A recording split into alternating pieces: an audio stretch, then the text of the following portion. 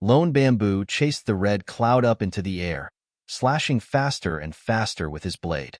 But the red cloud was way too quick, and it managed to avoid each and every one of Lone Bamboo's sword airs. "I will help." Han Sen drew his knife and swung it towards the red cloud. He summoned the wings on his ears, and his speed increased. The red cloud sped up even faster and evaded Han Senator. He had suspected this would occur, though. He had managed to predict where the cloud would accelerate, so he adjusted his aim in front of the red cloud. It wouldn't matter how fast the red cloud was if an attack was moving through its flight path.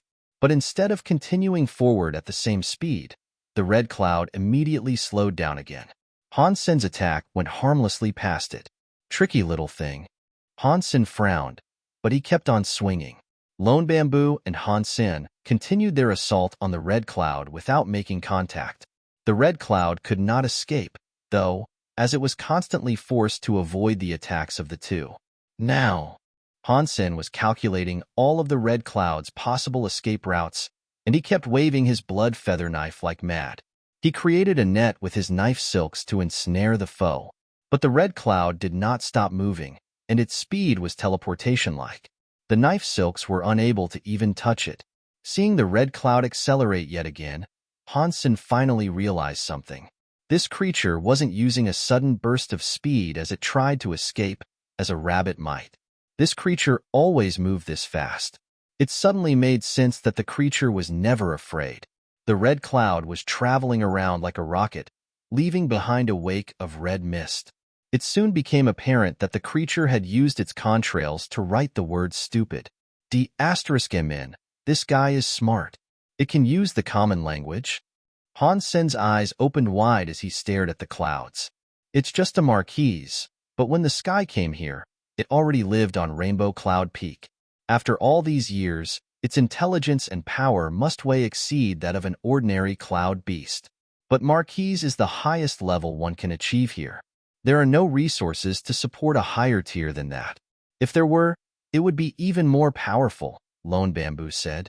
"Don't worry.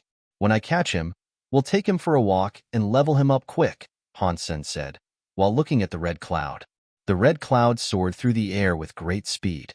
The red mist contrails started to spell out another word, **T. And then, the red clouds formed an emoji that seemed to look down on them in disdain. And then, the clouds started to twist. They formed a red hand, producing one lifted finger at Han Sen. D***MN. This guy is a troll. Han Sen summoned his dragon wings and took off after the red cloud. As the red cloud sped up and evaded his knife air, Han Sen flapped his dragon wings and appeared above the creature. And then, Han Sen struck downwards. As he did, he said, "You be ***starred. Try being cocky now." There was only a small distance to close, but Han Sen's knife could not match the speed of the red cloud. His knife only needed to move the distance of a hair's thickness, but the knife air could not catch up. The creature sped away, widening the distance between them again. Han Sen watched as the creature ran away, and then the clouds twisted into a smug emoji. It looked as if the emoji was having a smoke. Han Sen smiled evilly and used blood feather knife. Invisible knife silks were spun into a net, and they were sent flying over to the red cloud. The red cloud hit the knife silks, but the cloud itself was like tofu, and it was sheared away. Han Sen controlled the knife silks well, though. He had no plan to kill it just yet. "How cocky are you going to be now?" Han Sen shouted at the red cloud. Suddenly, the cloud accelerated again. It went towards the knife silks, but it was cut to pieces by the fine strands. Han Sen frowned. He only wanted to teach the beast a lesson, not kill it. The red cloud didn't hesitate, though. It maintained course, still flying with blinding speed. The knife silks cut it to ribbons, but those ribbons gathered back into one cottony cloud. Then it presented Han Sen the shape of a thumbs down. "That stupid cloud is strong," Han Sen thought. "That's King creepy." It was incredibly fast, and its body could be shattered. Han Sen wasn't sure how that thing could be caught. Lone Bamboo tried to snare it a few times, but he failed every time, too. They were the two fastest marquise there were, but they were unable to catch up with the red cloud. Even if Han Sen used teleport to reach the red cloud and attack, the red cloud's speed and reaction times would still enable it to dodge the knife airs and shockwaves. The longer they tried to capture the red cloud, the more they respected it. Not even a duke could handle this creature. Even if he hit the cloud, there was no point. It had a body that was like water, and after parts of it were lopped off, it'd just recompose easily. Lone Bamboo spun his jade sword into something that resembled a tornado. The giant sword air vortex reached out to the red cloud, trying to suck the creature inside. The red cloud sped up and escaped the grasp of the sword vortex. Even that was ineffective. There was nothing Lone Bamboo could do against it, and he had lost against it just like Han Sen. It's no wonder it has survived this long, and it still hasn't been tamed by Sky Palace students. This thing is powerful. Lone Bamboo mused. It is, but it cannot attack, Han Sen said. There was currently no hope in catching up to the red cloud, so Lone Bamboo abandoned the quest for the moment. He said, I will catch a normal Marquise cloud beast. What about you? It's fine. I have my legless crane. I don't want to swap it out. Han Sen shook his head. Unless he found something like the red cloud, he could run faster than a normal Marquise Xenogenic. Anyway, there was no point in getting another random mount. The legless crane was enough for him. Lone Bamboo caught a Marquise cloudbird. It didn't take much to catch it. Ordinary Marquise creatures were slower than Lone Bamboo, and he managed to nab it with ease. When Han Sen and Lone Bamboo were just about to leave, the cocky red cloud followed them. It flew in front of them and spelled out more words with the vapor. Dumb asterisks, come and catch me. Han senes Ejebrofs Ruus. That beast could use an exclamation mark. F***CK. I have to take you. Otherwise, I am done calling myself Han Senior. Han Sen felt angry, but he did not turn around. He knew he couldn't catch the red cloud right now, but he would find a way to get it eventually. After returning home, Han Sen spent some time thinking about capturing the red cloud. It seemed likely that petrification or freezing abilities would be effective against the red cloud, but his own petrifying shockwave was no match for the red cloud's speed. Even if Han Sen teleported right next to the beast, the red cloud could still react fast enough to avoid the shockwave. Its ability to accelerate seemed almost endless. But the petrifying shockwave is a power obtained from refining a mutant xenogenic gene. I need to follow its rigid terms of use to cast it. I can't use it with knife silks. If I could, it might be a lot more useful. Han Sen was rapidly becoming obsessed with catching that cocky red cloud. Turtle did not work on it. Han Sen had tried, but the turtle image just wouldn't stick to the clouds. When the clouds spread, the turtle spell would just come off. There were no better methods for applying it, either. If my jade skin had a freezing power, and I could put the jade skin godlight into the knife silks, I could possibly tie it up and make it into an ice cube. Jade skin's godlight possesses the element of ice, but it doesn't possess a powerful freezing ability. Han Sen was starting to feel depressed. He still couldn't think of a way to catch the red cloud. He had no choice but to wait until he could think of a good way to catch it. The next day, Han Sen picked up Blood Feather Knife and went to visit the 10th Elder. Han Sen wasn't going there to meet with him explicitly, though. More than anything, he was there to see Yun Suyi. He had absorbed all of the mutant blood and returned the blade to its normal state. It was now a bona fide half-deified treasure. With some further refinements, there was every chance it could become a fully fledged deified weapon. Han Sen wanted to swap the Blood Feather Knife for his Ghost Teeth Knife. He needed to talk about it with Yun Suyi. But Han Sen thought that if Yun Suyi had the knife, it would be best if he spoke to her father, Yun Changkong, as well. If Yun Changkong could not refine the deified weapon, he might have to ask for the leader's help. When Han Sen went to see the Yun family, Yun Suyi and Yun Susang were both there. Thousand Feather Crane was out hunting xenogenics, and he had not yet returned. Sister Yun, thank you for lending me your Blood Feather Knife. I've come to return it. There is, however, something I need to tell you first. Han Sen presented the knife to Yun Suyi. I absorbed the xenogenic blood. I am sorry I could not tell you about this any sooner. Yun Suyi and Yun Susang were both shocked.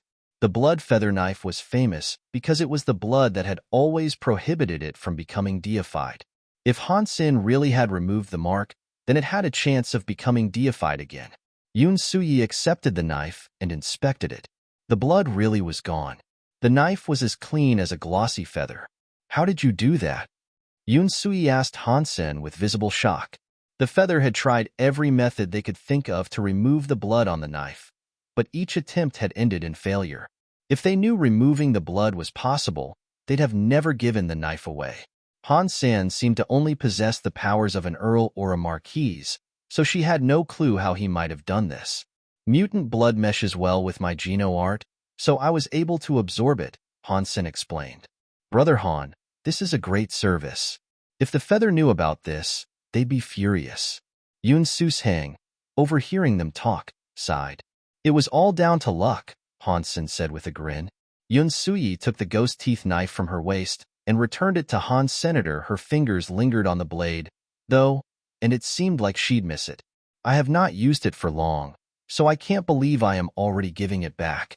But now you have the blood feather knife, which is greater than the ghost teeth knife, Han Sen said, as he took ghost teeth knife back. The blood feather knife was strong, but Han Sen was more comfortable with the ghost teeth knife. It complemented his abilities. It's different. Yun Suyi shook her head, but did not say anything more. She didn't sound happy about the prospect of the blood feather knife's potential. Just as Han Sen expected, Yun Changkong took the blood feather knife to the Sky Palace leader. The leader, in turn, passed it on to the folks at Sky Path Garden.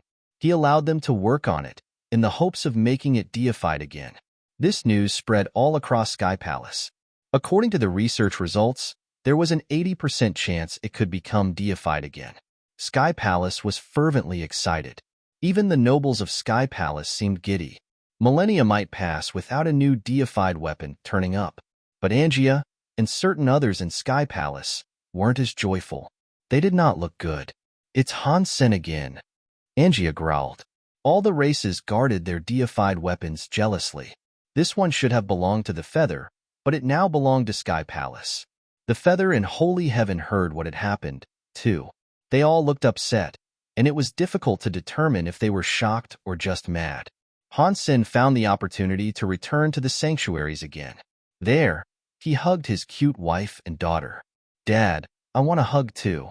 Bao approached, looking at Han Sen. Han Sen held one child in each arm.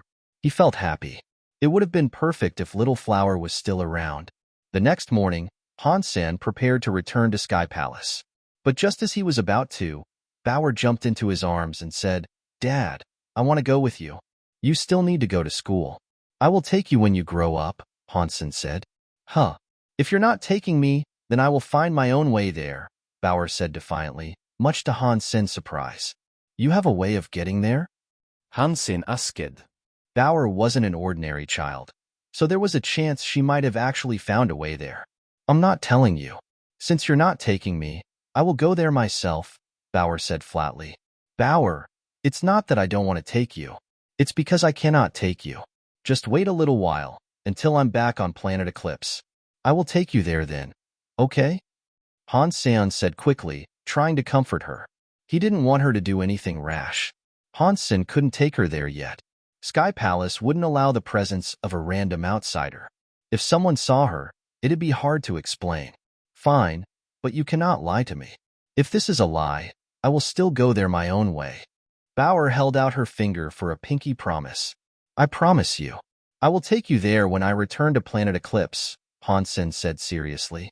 He hooked her little pinky with his own, and then he touched her thumbs. Bauer believed Han Sen, and so she jumped out of his arms. Han Sen suddenly thought of something.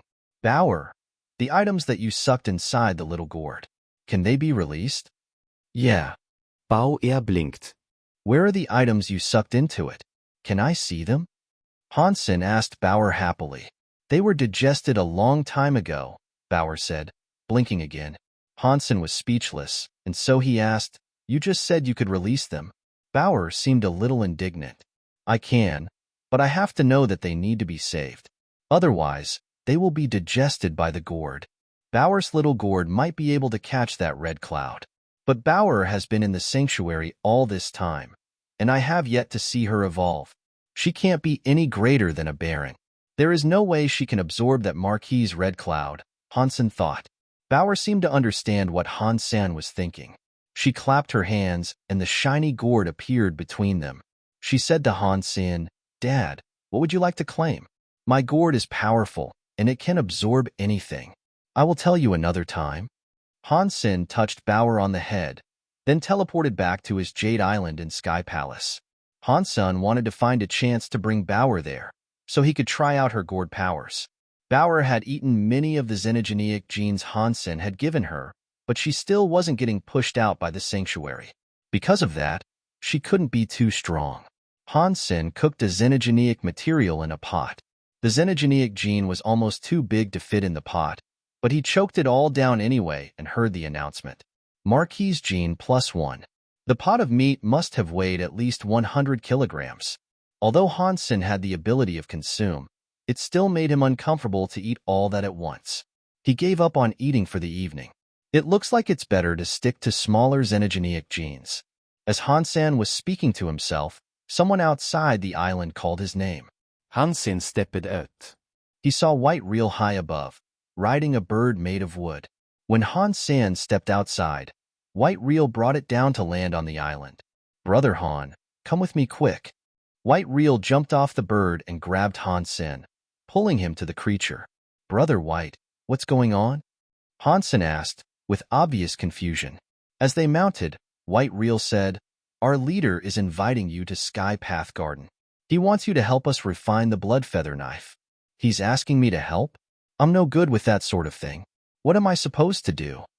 Han Sen was shocked. Surely the things he had learned couldn't compare to the combined minds that already worked in Sky Path Garden. If Baishan was there, perhaps he could make worthwhile contributions to their research. Han Sen knew some things, but not to that level. Plus, there was a big difference between the Geno arts of the Sanctuary and the Geno arts of the Geno universe. They couldn't really be talked about as if they were the same thing. The Geno arts Han Sen had in the Sanctuaries were edited, and they were different from their Geno universe equivalents. He also had to refine xenogeneic treasures to make them work. "Brother Han, don't be so humble. You were able to remove the xenogeneic blood from the knife. You are good at this. Let's go. The leader and the others are waiting for you." White Reel pushed Han Sen atop the wooden bird, and then they took off towards Sky Path Garden. When they arrived, Han Sen explained to them that he had only been able to remove the xenogeneic blood because his Geno art was compatible with it. Han Sen did not know how to refine a xenogeneic treasure or craft a deified treasure. The head researcher smiled and said, "Don't worry, Han Senator, we have invited you here so you can be a part of the refinement process. If we find some leftover blood while we are refining it, we will require your assistance. Otherwise, our work will be wasted." Han Sen told them there was not a single drop of blood left, but the elders that worked with the leader were worried that there might still have been some. So, they asked him to stay. Fortunately, Sky Path Garden did not ask anything more of him. Han Sen just sat in the refinement room, listening to the commands issued by the head researcher. Han Sen had nothing to do, so he practiced with his jade skin. He also watched the refinement process for the blood feather knife. He learned a lot. The blood feather knife was placed inside a crystal container. Han Sen thought they'd use blacksmithing techniques and fire to change the blade. He was wrong. There wasn't even the slightest spark. The white feather knife was placed in a container. They cleansed the container, put the knife inside, and removed all the air within it. Then they lowered the temperature as far as they could. As the temperature dropped, the blood feather knife looked like it was being crystallized. In the end, the entire knife appeared to be entirely crystal, just like the container itself. One of Sky Path Garden's teachers used an instrument to check the blood feather knife and frowned. "The temperature is not low enough. We cannot activate the power of the blood feather knife." Han Sen, after 4 days of being there, had heard the same thing 1,000 times. They tried to lower the knife's temperature, but they could never hit the depths they required. Han Sen didn't know why they wanted to lower the temperature, but he saw a lot of secret cold element Geno arts. They were really scary. Other materials would crumble easily at such temperatures, but the knife seemed just fine. That crystal container is impressive. It can endure such incredible cold without breaking, Han Sen said quietly to himself. White Reel's ears were sharp, though. He heard Han Sen's statement and said proudly, "Brother Han, you are right. The container is good. This is the only deified item that belongs to Sky Path Garden. That thing is deified? Han Sen was shocked to hear this. He knew it was very durable, but he never expected it to be deified. Its name is Absolute Container, and it has a whole lot of uses. Many of our high-tier treasures are refined inside it. Half of the king-class weapons in Sky Palace were made in there, White Reel said seriously. Han Sen started to ask something else, but the head researcher spoke glumly. It looks like our power isn't enough to reduce the item's temperature to what the knife needs. Old Dong, please go to White Jade City and invite him to join us. Will he come? Old Dong looked depressed.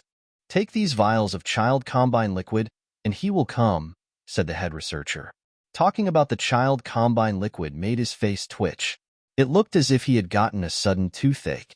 Isn't it a waste to give him that? Old Dong and the other teachers were in shock. Do you know of any other ways to lower the blood feather knife's temperature to the level we need? Sky Path Garden's leader looked at everyone there, but they were all speechless. Go. Take the child combine liquid, like you would to give a dog a treat. The head researcher sighed. Old Dong did not say anything. He just clenched his teeth and left the research room. What is child combine liquid?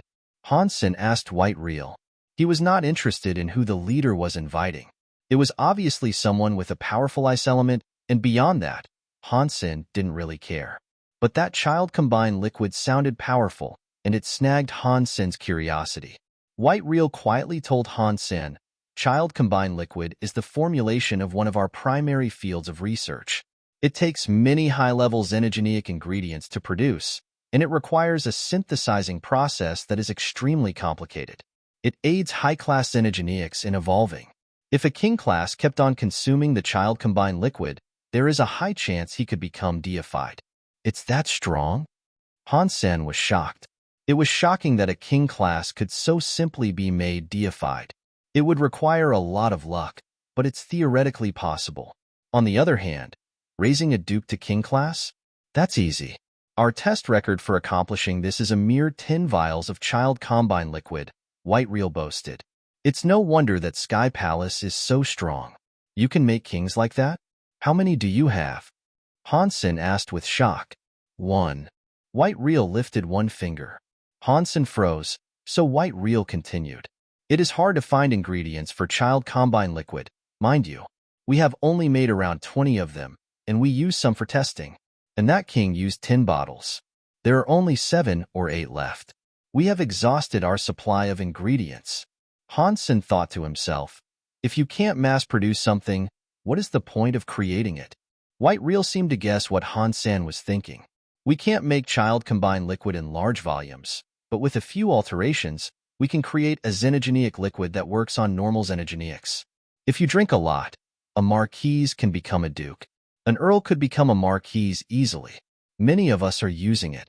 Because the person had yet to arrive, the refinement process had stopped. They waited all morning for Old Dong to return, and when he did, he brought someone with him. It was Yu Shanshin. Mr. Yu. Han Sen exclaimed, bovning kvickly. Why are you here? Yu Shanshin was holding a dog. That dog did not look energized, though. Its tail drooped and its fur was scraggly. Han Sen had seen many dogs like that. It looked like any malnourished dog you might find wandering dirty streets. But there was no way an elite like Yu Shanshin would carry a being in such a poor state. Perhaps it was a high-class xenogenic that just looked like a dog. Perhaps the creature was king-class or half-deified. The leader has asked me to help refine the blood feather knife, Han Sen said. I see. How much did the leader pay you? Yu Shanshin asked with a smile. That's what a student should do, Han Sen answered quickly. The leader hadn't given him any money, and he had been dragged there by White Reel. Yu Shanshin patted Han Sen on the shoulder and smiled. You and I are the same. We are good people. Before Han Sen could say anything more, Yu Shanshin looked at the head researcher and said, Leader, are you going to pay me for my efforts here? Do not worry, I won't change what we agreed upon, the old man grunted. Then give it to me now. I don't work unless I see payment first. Yu Shanshin put out his hand. He seemed surprisingly stingy. Give it to him, the old researcher barked, grinding his teeth. He was talking to Old Dong again. Old Dong looked hurt. He opened up a box, and in it, there were 7 containers. Each one held 200 milliliters of juice. Old Dong carefully picked up one and held it out to Yushan, but the man hastily grabbed another 4 before taking the one Old Dong had. 5 of them. I have not taken any more nor any less, Yushan told Old Dong and the leader. Both of them were looking ill. Han Sen looked at the child-combined liquid in Yushan's hands. It was a transparent liquid, and it didn't look all that special. Old Wang, this is some good stuff, Yushan said to the dog. He opened one of the bottles and poured out the contents for the dog to consume. The dog immediately got up and started lapping up all the child-combined liquid. It licked its lips as if it was saying, "My lips aren't moist enough. You should give me another." Yushan opened up another vial and poured it out for the dog called Old Wang. Old Wang lapped up the child-combined liquid again. "Can you stop wasting it?" Old Dong burst out, unable to contain his anger. "Leader, what is wrong with him? These vials are mine. What have I done wrong now?" Yushan looked at the leader with confusion. The leader simply waved his hand at Old Dong, signaling him to stop talking. He then said to Yushan, "You've been paid, and now you should work. No one will say anything after you are done working, even if you pour the stuff in the garbage." Yushan smiled. He opened 2 more vials, one in each hand. Then, he gave them both to Old Wang at once. Old Wang drank it all up. Yushan wasn't going to respect the leader just yet. He was going to use up all the child-combined liquid first. "It looks like Old Wang is full. This last one is pointless to have. Take it." Yushan threw the last vial of child-combined liquid to Han Sen. Han Sen caught it. He was surprised to see Yushan give away something so precious. Han Sen wished to say something, but Yushan stretched his limbs and then said, "Okay, time to work." He walked over to the absolute container and touched it. The other researchers all started to look nervous as they returned to work. When Yushan pressed his hand against the crystal container, it created a hole to allow his hand inside. The container then tightened again around his arm. The container was again sealed against contaminants. Yushan touched the blood feather knife, and there was a catcha noise. It sounded like ice was being broken. Ice crystals kept spreading across the blood feather knife, and it looked as if everything within the vacuumed container was going to freeze. The ice crystals grew, branching out like blood vessels. It was scary to watch. Yushan must be half deified. If he wasn't, there's no way he could freeze the vacuum. Han Sen was surprised. Everyone watched as the ice powers spread through the container, freezing even the empty space within it. In the end, it was all frozen. It looked like a perfect crystal ball. The absolute container was shining, and something seemed to be moving within the ice. Something was fighting against the cold powers. The researchers were fortunate that the absolute container was deified. Despite their strength, the cold powers weren't leaking out of the container. Yushan pulled his hand out of the container. He looked as ordinary as ever, and his hand showed no sign of the incredible cold that he had just released. "My work is done here. Let's go, Old Wang," Yushan said, then pulled the dog Old Wang away. When he passed by Han Sen, Yushan said quietly, "Why are you still standing here? Don't interrupt their research." Han Sen cocked his head, then followed Yushan to leave. The researchers inside Skypath Garden got back to work. Some of them saw Han Sen leave with Yushan, but no one thought to stop him. "Mr. Yu, do you have a grudge with the head researcher?" Han Sen asked curiously. "Call me Yushan." Yushan carried Old Wang as they walked, and he went on to say, "There is no grudge. I just don't like the way they do things." "How do they do things?" Han Sen asked again. "Do you know what child-combined liquid is made of?" Yushan looked at the vial in Han Sen's hand as he asked. "No, I don't know. This is the first time I've heard of this item." "Actually," Han Sen said, "child-combined liquid uses thousands of unborn xenogenic babies as an ingredient. There are intelligent creatures in there, like you and me." Yushan looked at Han Sen and smiled. Han Sen raised the child-combined liquid to the light so he could take a look at it. He was surprised to hear this, and so he said, "Where do these ingredients come from?" "They come from the creatures that the members of Skypath Garden capture. They do tests on them. What do you think?" Yushan asked. He noticed Han Sen was not having much of a reaction, which interested him. I am a sinner with hands stained in blood. I cannot judge them. Han Sen shook his head. Yu Shanshin laughed. He patted Han Sen on the shoulder and said, "This is why I hate those people, but they are the ones that make Sky Palace as strong as it is. I just don't like it. Still, it doesn't matter.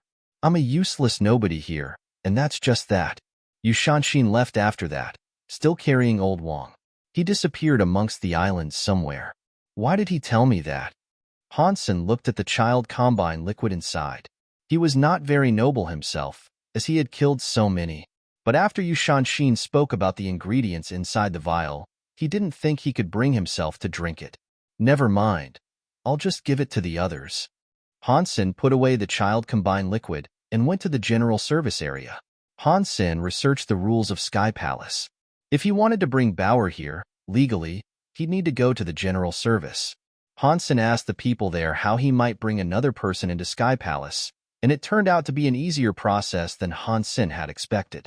Han Sen's rank of teacher was useful in many different ways in Sky Palace. With that title, he could invite his family to come and live with him. Without that title, no parent or spouse could ever visit him here. But annoyingly, if he said Bauer was his daughter, then they'd need to do a DNA test. Han Sen didn't know exactly how the test would be conducted, but there was no way the results would tell them that Bauer was indeed his actual daughter. But according to the laws of Sky Palace, aside from parents and grandparents, only wives and kids were allowed to reside with the teacher. It looks like I still can't bring Bauer into Sky Palace. Han Sen felt depressed. The only other way was for Han Sen to make additional contributions to Sky Palace and gain the approval of at least half of the elders. Han Sen could also ask for the leader's approval, but attempting that seemed unrealistic. His discoveries had made him curious about Bauer's DNA, though. He had Bubble take on his appearance and go to sleep on Jade Island. Then, he went back to the Alliance and visited Bauer. He took one of her hairs and went for a DNA test, wanting to see if her genes looked like any creature in particular. The DNA tests in the Alliance were rather advanced, but Bauer herself had come out of a gourd. None knew what her genes were like. Han Sen almost bought the entire planet and made the testing place a temporary home. He walked in front of the gene tester and put Bauer's hair inside so he could conduct the test. Not long after, the test results were released. The results were printed upon a sheet of paper, and what he saw made his eyes widen. The DNA test printout read, "Father and daughter. D*MN. What a broken machine. And I just bought this thing. Who made this piece of *T? Ah, I see. It is Starry Group. I'll complain to Ningyu later." Han Sen did not believe the results, so he did the same test on another DNA tester. The results almost made his eyes fall out. All the tests were the same, telling him that he and Bauer were father and daughter. This is impossible. Han Sen swore he had never cheated with a gourd before. How could the results indicate that he and Bauer were genetically related? Han Sen looked at the report carefully.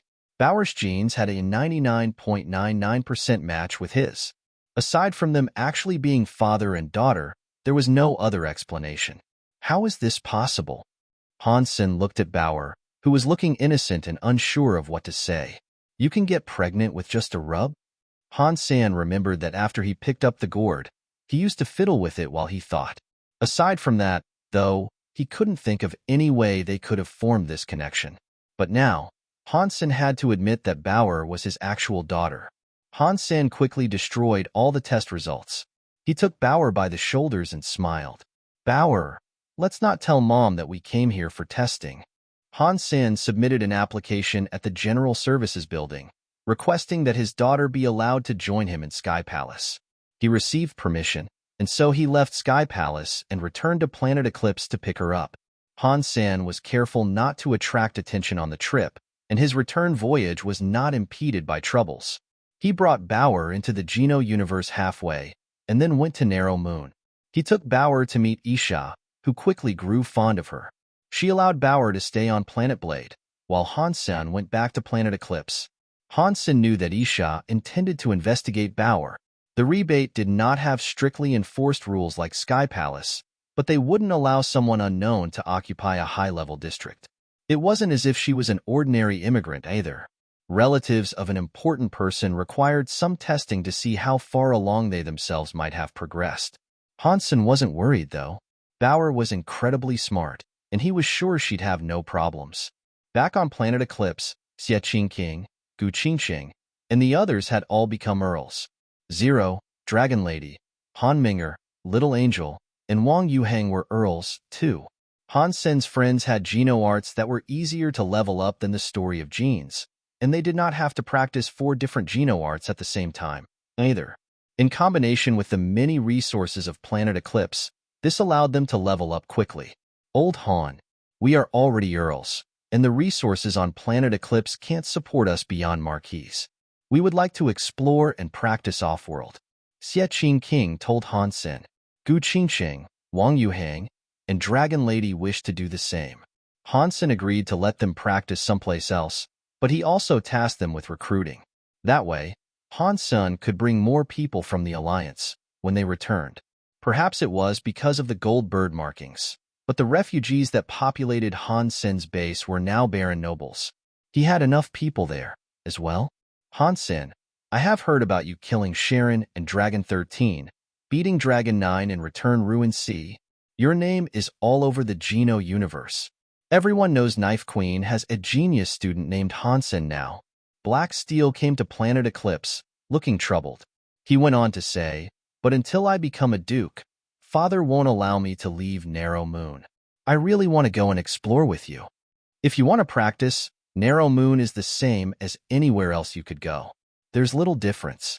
Compared to what I've been doing, I'd rather remain in Narrow Moon. I would stay here if I had a choice. Han Sen låg head. Don't say that. I'm not leaving anyway, Black Steel sighed. By the way, Rebecca is throwing a welcome party. I am here to invite you to come. I don't have a very good relationship with the people of Moon Garden. Why would they think of inviting me? Han Sen was surprised. Black Steel rolled his eyes. Things are different now. You have earned a brilliant reputation out there, so now you're Narrow Moon's golden boy. No one wants a rivalry with you now. Given the absence of any grudges you might have been worried about, perhaps you should go and pay them a visit? Sure. I'll take your advice. Han Sen smiled. He went to Planet Moonwheel with Black Steel. Rebecca, Dulisha, and the heirs of other kings were all gathered there. This gathering was quite different from the knife events that Han Sen had attended before. Back then, no one cared for him. Everyone looked down on him, and they didn't bother speaking to him. But now things were different. Han Sen was like a visiting celebrity. The heirs of every king were very polite to him, constantly complimenting him. He talked to more people on that one night than in all the time he had lived in Narrow Moon before. Han Sen had placed first in the Sky Palace exam and fought Lone Bamboo. He killed Sharon and Dragon 13, and he also beat Dragon 9. All those feats made Han Sen the first of a new generation of elites in the Geno universe. Although Han Sen had a low chance of ever becoming a king, it wasn't an impossible task. No one wanted to make him an enemy, either. It's only his 15 seconds of fame. All of this is nothing to boast about. It's all for naught if he can't become a king, anyway. Sad Knight, who was supposed to be the focus of the night's proceedings, was sitting in a corner and whining into his drink. Night River King had the biggest grudge with Han. Senator Sad Knight harbored one, too. He didn't like Han Sen becoming so famous. These guys are really short-sighted. They only see Han Sen's fame now. They aren't paying any attention to the difficulty Han Sen has leveling up his Geno arts. There is no way he'll become a king. It's really funny how they're licking his boots now. Sad Knight heard a voice. He turned around and saw a young Earl Rebate walking towards him with a drink. Sad Knight frowned. He did not recognize the young man. Perhaps it was someone of little renown. The young Earl raised a cup to Sad Knight and said, "Mr. Knight, my name is Victo. Can I speak to you alone after the event?" "What for?" Sad Knight looked at him with disdain. "I have a way in which you could beat Han Sen and take his fame for yourself. Are you interested?" Victo said, "You can do that?" Sad Knight raised an eyebrow, but he didn't seem too interested in the young man's claim. "I'm not an important person. There is no reason for you to be impressed by me. But you recognize this, don't you?" Victo pulled out his phone and showed Sad Knight a video. When Sad Knight saw it, he looked stunned. He balked. Where did you take this? If you are interested, then let's resume speaking after the event concludes. Victo smiled. After the event was over, Rebecca and Leisha escorted Han Sen out. They brought him right to the boarding ramp of his aircraft. Brother Han, if we have done something to upset you, it's because we acted foolishly. Please don't hold it against us, Rebecca said, then presented Han Sen with a box. This is a gift we'd like you to accept. It is an apology and a hope that you'll forgive us for the way we mistreated you in the past. It's okay. Even friends argue sometimes. And I was new to Narrow Moon. I didn't know you guys, Han Sen said with a shrug. Even so, please take this. How about we be friends? Rebecca smiled, placing the wooden box in front of him. You guys are so nice. Thank you. Han Sen took the wooden box and smiled at them both. Back on Planet Eclipse, Han Sen opened the box and found a small data card inside. Han Sen plugged it into a computer so he could view whatever info was stored on it. He quickly found that all the files were on a skill titled Moonlight. The files explained that Moonwheel, which Han Sen had already learned, was actually a part of Moonlight. Moonwheel King had written the explanations himself, and he referenced all sorts of skills and experiences as he went. Up until now, Han Sen had not been able to modify Moonwheel because he had only been able to learn the skill in its most basic form. He had the soft technique named Moon Down Pat, so this information was very valuable to him. It was especially helpful to hear about Moonwheel King's own experiences and techniques. It was a priceless gift he had received. This wasn't something one could simply buy. The final part of the teachings was when Moonwheel King explained Moon. This was even more meaningful to Han Sen. This is a lofty gift to receive from Moonwheel King. Han Sen knew that a gift like this wasn't something Rebecca and her sister could give to whoever they wanted. Moonwheel King had approved this himself. For the next 2 days, Han Sen remained on Planet Eclipse. Bauer should have been returned 2 days ago, but Isha said she had grown fond of Bauer and wanted her to stay in the palace for a few more days. Han Sen did not know if Isha really liked Bauer, or if she had actually uncovered something about her. Regardless, there was no use in worrying about it. He'd just wait for her to return home. When Shadow King came back, Narrow Moon became the focus of many headlines. Shadow King, Night River King, Black Moon King, Moonwheel King, and Knife Queen had recently explored an ancient high-race ruin. The expedition had been extremely profitable. During the excavation, an important item was unearthed. They brought it back with them, and for the month leading up to its unveiling, excitement swelled throughout Narrow Moon. The ruins had been the home of an ancient deified being. There were many precious items inside, including a powerful Geno art. But that race was different from the rebate, so the Geno art was sent to Narrow Moon's equivalent of Sky Path Garden for research. The item they brought back was a giant metal wall. The rebate professor guessed that the ancient deified elite had practiced his Geno art against the wall, using it like a punching bag.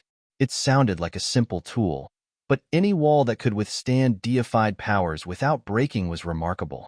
It was composed of a very rare material, and the rebate regarded it as quite the treasure.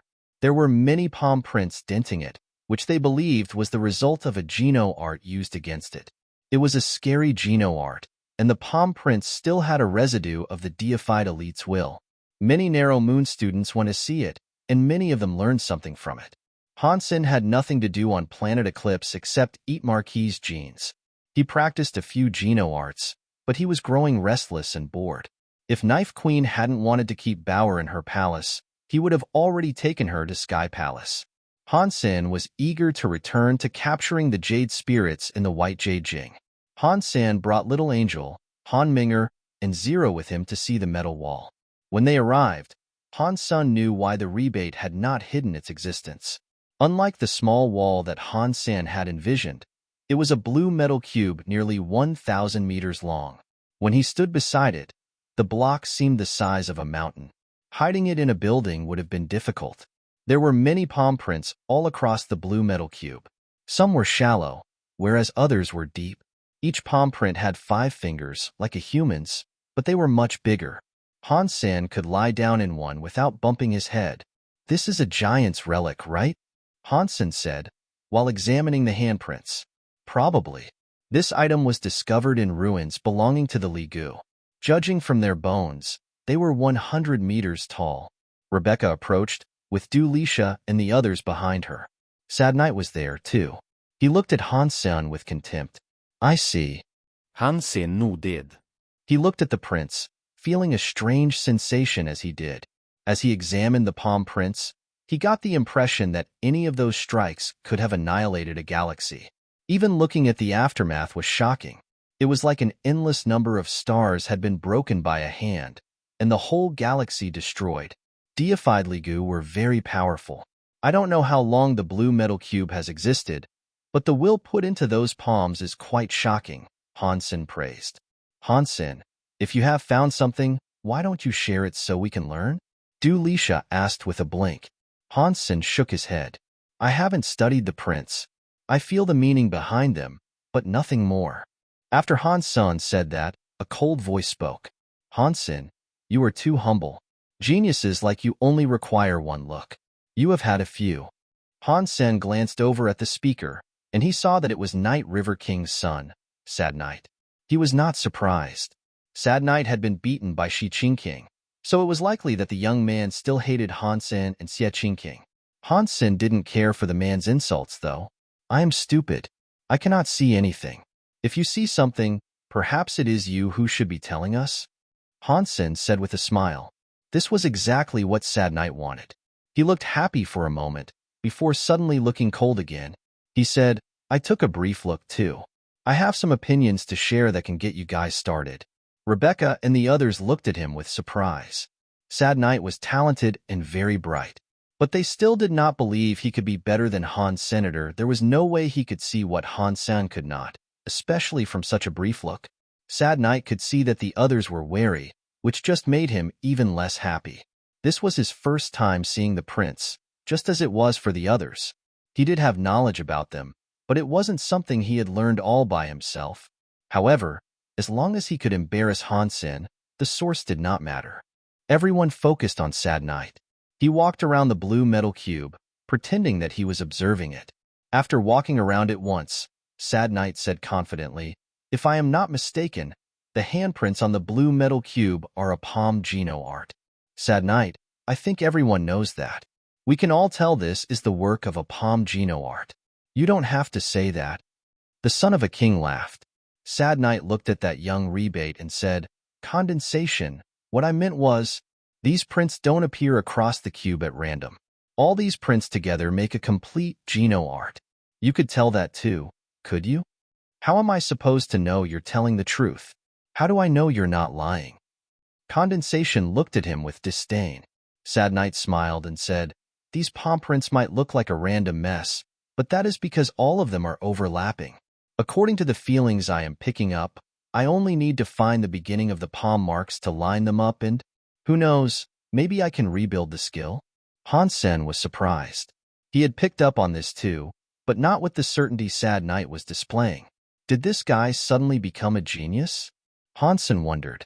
Han Sen was familiar with Sad Knight, and he didn't believe that the young rebate had the intelligence or talent to come to this conclusion.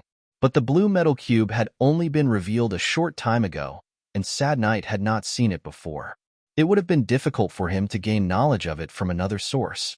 Congratulations, Brother Knight. The Knight family has a smart heir, Black Moon King said politely to Night River King in a palace. Night River King frowned. He knew his son well, and he was surprised by this sudden impressive performance. Night River King should have been happy that Sad Knight was doing well, but he was suspicious about his knowledge, more than anything. You can say whatever you want to. If you're as talented as you present yourself, find the starting palm and line them up. Recreate the skill for us. Condensation still didn't believe him. Sad Knight was waiting for someone to ask him this, and so he smiled and said, I have an idea, but I don't know if it is correct. If anyone sees the beginning of it, then I will let them demonstrate. After that, Sad Knight looked at everyone.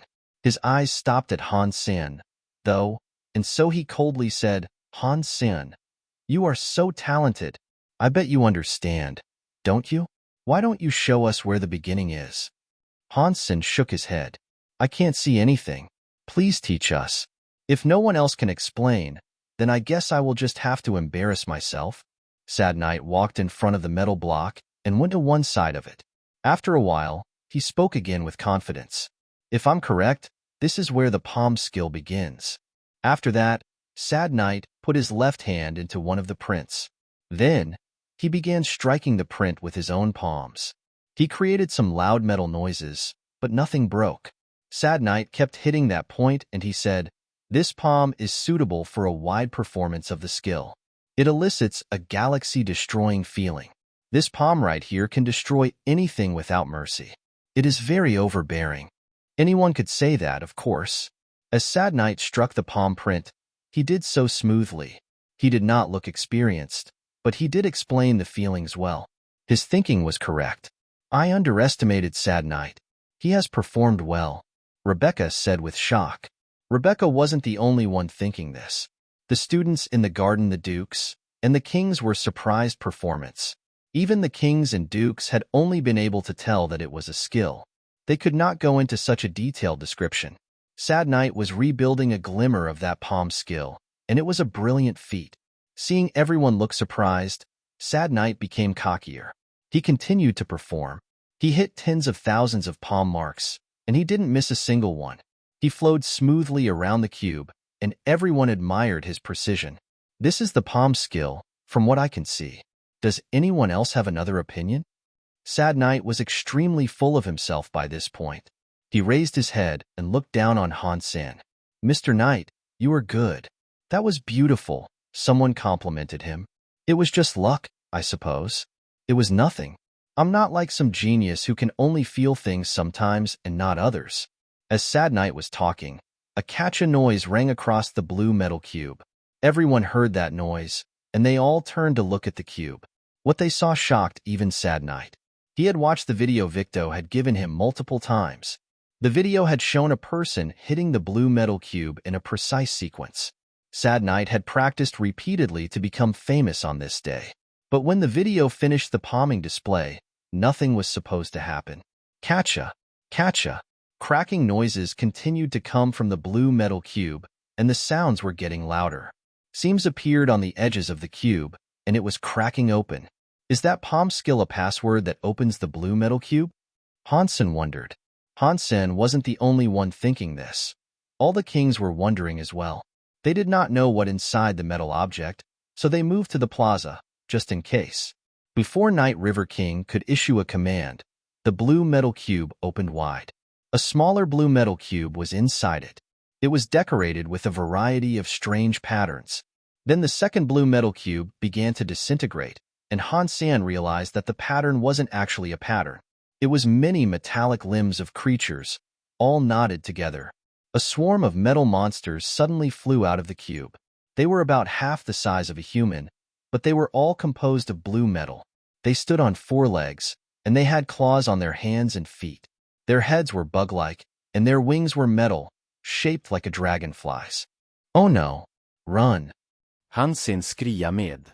He called for Little Angel, Zero, and Hanminger to fly away from the plaza and the metal monsters that had been unleashed. Han Sen swept his Dongxian aura over them. Their presence felt murderous, like creatures that only sought destruction. They were very negative beings. The weakest presence he could detect amongst the metal monsters was Earl class, but many of them were so powerful, it shocked even Han Sen. Hanminger and the others weren't slow. They might have only been Earls, but their speed rivaled a Marquis. They were still slower than Han Sen, of course. What are these creatures that dare to drop fecal matter all over my narrow moon? Night River King seethed as he swung the sleeves of his garment. An odd black power rolled out of his sleeves and headed towards the monsters. The blue metal monsters looked as if they were about to drown in it. Boom! A blue light flashed from that group of metal monsters, and a glowing monster emerged. It punched Night River King's galactic water, and its blue fist shattered Night River's attack completely. King class. Night River King looked glum. At that moment, a few more monsters appeared. They also had blue light around their heads, and they were all king class. The dukes and the other nobles of Narrow Moon felt their faces grow pale. Moonwill King was still excavating, so he was far away from Narrow Moon. The other kings had business to attend to, so they weren't in Narrow Moon either. Right now, only Night River King, Black Moon King, Shadow King, and Isha were close enough to help. When the fight began, Shadow King and Isha were quick to arrive. Isha swept her knife towards a roaring king-class blue metal monster. The blue metal monster squealed, and it swung its blue fist at Isha's incoming teeth power. Catcha! Catcha! The blue fist light was shattered by the teeth power. Knife air hit the blue metal monster, sending it flying away into space. A deep cleft was torn in the creature's chest, but no blood was drawn. It was shocking that a creature could take Isha's strike and not immediately die. She frowned and lifted her weapon to attack again. But before she could, a blue light flashed from within the metal group. One of the monsters appeared before her, completely glowing with that blue light. It had its fist raised to give her a big blue punch. Isha grunted and used tusk. Her skill was purer than Han Sen's teeth knife. After that slash, the purple knife air was like a demon biting into the blue fist. Boom! The two powers collided with an explosion. The space of the region itself cracked, and things started to get sucked towards the fissure. Half deified, everyone thought in shock. The blue light monster was fighting Isha perfectly well, with no sign of losing. Before they could think of anything else, more blue metal monsters poured out of the cube. This was turning into a dire fight. The metal monsters flew up into space, seeking out other planets. They were branching out to assault all of Narrow Moon. One metal monster had targeted Han Senator Han Minger, summoned an arrow, and fired at it. The arrow went straight into the blue metal monster's eye and exploded. Pang! The arrow blew the blue metal monster's brain in half, but the creature was still swinging its fist. Zero and Little Angel carried a bone dagger and a feathery sword respectively. They moved to intercept the blue metal monster's fist. They effectively blocked it, then chopped its arms off to avoid a repeat. My friends are scary. They are only Earl class, and even so, they can fight Marquis monsters. Han Sen grinned, pleased with his crew. But the monster was still intent on coming, despite its broken brain and severed arms. The blue light still swirled around its legs. Han Sen swung his ghost teeth knife like mad, cutting the foe in half. The monster still writhed around on the ground for some time before it gave up the ghost. Xenogenic Marquis hunted. Blue gold demon bug. Xenogenic gene found. The announcement played in Han Sen's brain. At the same time, Han Sen saw a blue crystal appear in the creature's head. It was around the size of an egg. Han Sen grabbed the blue crystal, but there were many blue gold demon bugs coming. The battle was far and wide. If an enemy tried to assault Narrow Moon in the traditional fashion, they could use their defenses to repel such an invasion. Even king-class and half-deified sorts couldn't break in from the outside. But the blue gold demon bug had come out from inside Narrow Moon. The low-level nobles could not fight the blue gold demon bugs, and Isha and the others were busy fighting their own combatants. The attack was swiftly throwing the entire system of Narrow Moon into chaos. How could this happen? Sad Knight stared around himself as if he was watching the apocalypse. He could not believe what was transpiring. Over the course of a few minutes, many of the rebate were killed. Explosions rattled the place. Cries and screams erupted from every which way. Victo! That asterisk shoal Victo! Sad Knight gritted his teeth. He wanted to find Victo, who had given him the tape, but Victo was nowhere to be seen. When he looked back over his shoulder, he saw a blue gold demon bug coming for him. What do we do now? Zero asked as they retreated. Let's go to Planet Eclipse and try to fortify the base. There are many of these bugs, but they cannot destroy the entirety of Narrow Moon. We just need to protect our base and wait for Moon King to return. Han Sen whistled, and Little Star came to him in an instant. A few people hopped onto Little Star's back, and it used Starsea travel to deliver Han Sen back to Planet Eclipse. Some blue gold demon bugs tried to give chase, but Little Star's body zipped right through them. Little Star had the ability to phase through any form of matter. There were many blue gold demon bugs, but luckily, they weren't as threatening after they spread out across Narrow Moon. And none had yet come to Planet Eclipse. When Han Sen reached the base, he called for everyone to gather arms and prepare for battle. He also activated the base's defense systems. Little Silver and the others followed Han Sen, readying themselves for combat. BZZD. A blue gold demon bug broke through the atmosphere, reaching Planet Eclipse. It did not go for the base, though. It headed for a specific mountain that was known to be populated by xenogeneics. Han Sen thought the blue-gold demon bug had an overwhelming urge to kill, and it had gone for the xenogeneics first because they were closest. Han Sen summoned Spell as a sniper rifle and used the scope to track the blue-gold demon bug as it flew above the xenogeneics. It opened its mouth and let out a high-pitched screech. In the next second, the eyes of the xenogeneics all turned red. The mass of xenogeneics began to churn, stirring themselves into a frenzy. And when the blue-gold demon bug screamed again, they all started stampeding towards the base. Oh no! The blue-gold demon bugs can control xenogeneics? I hope they can only control the low-intelligence variety. If they can take over the big ones, Narrow Moon is done for. Han Sen took aim with his sniper rifle and pulled the trigger without hesitation. A bullet was fired, and it went speeding into the blue-gold demon bug's left eye. The bullet perforated the bug's eyeball and became lodged in the socket. There was, however, a spell placed on the bullet. The bug became so slow that it started to fall to the ground. Turtle was very useful against foes that relied on speed and flight. Han Sen donned his rabbit shoes and summoned dragon wings for his ears and back. His body glowed red as he shot off towards the blue-gold demon bug. He lifted Ghost Teeth Knife, and using Tusk, he sliced the turtlized bug into pieces. Xenogeneic Marquis hunted. Blue-gold demon bug. Xenogeneic gene found. When the blue-gold demon bug died, the xenogeneics that were under its influence returned to normal again. They felt Han Sen's presence and quickly ran off. Han Sen looked to the sky, but most of the creatures he knew were above him were too dark to see. Only the king-class and half-deified bugs that were fighting Isha and the others were visible against the sky. They were fighting in space, shining bright against the stars. He couldn't see them, but he knew the blue-gold demon bugs were probably descending on other planets. You guys stay on the planet. I'm going to go take a look. Han Sen thought Planet Eclipse was safe for now. He left Little Star behind, flapping his dragon wings as he sped off into space. Han Sen flew around the king-class blue-gold demon bugs. He was far enough away that he only saw flashes in the distance, and he couldn't see the fight properly. The blue lights and the purple knife airs were like a magnetic storm in space. Han Sen could tell Isha was the one that was guiding the fight, but if things continued as they were, they'd end up destroying the planet. Han Sen flew by the planet closest to Planet Eclipse, and he noted that there weren't many blue-gold demon bugs there. He continued past, headed for the planet with the blue metal cube. He figured that place would have the most blue-gold demon bugs, so it was his target. The more he killed, the less damage would be dealt to Narrow Moon. The bugs had the power to control low-intelligence xenogeneics. That was more dangerous than the bugs themselves.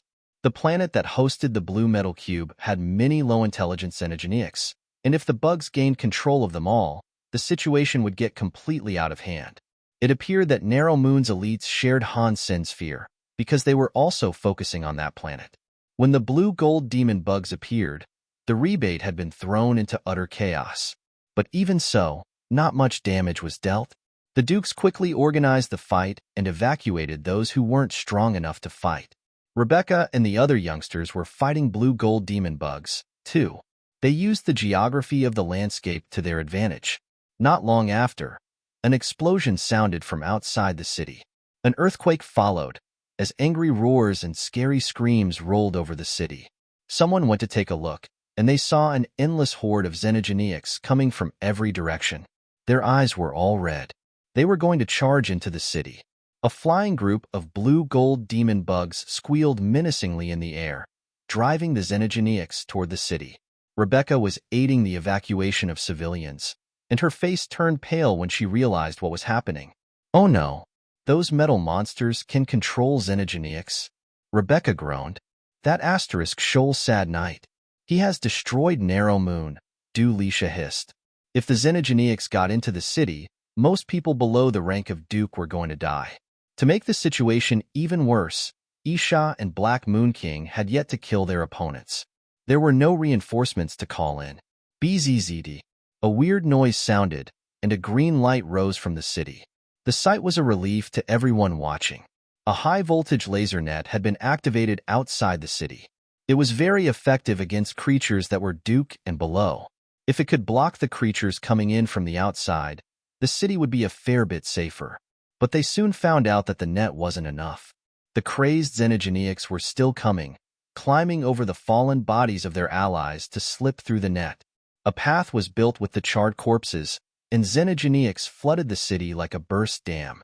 An ape-like Xenogeneic broke down a building, while a dragon-like creature soared in the air, raining down an inferno of fire across the land. Death and blood were everywhere. Rebecca and Duleisha felt hopeless. They could not deal with that many Xenogeneics. Kill the blue-gold demon bugs that control the Xenogeneics. A red shadow flashed over the city, flying high above the Xenogeneics. A purple knife with scary knife air came flying by, killing any flying Xenogeneics it touched. Overbearing teeth, please lend me your strength to slay these blue-gold demon bugs.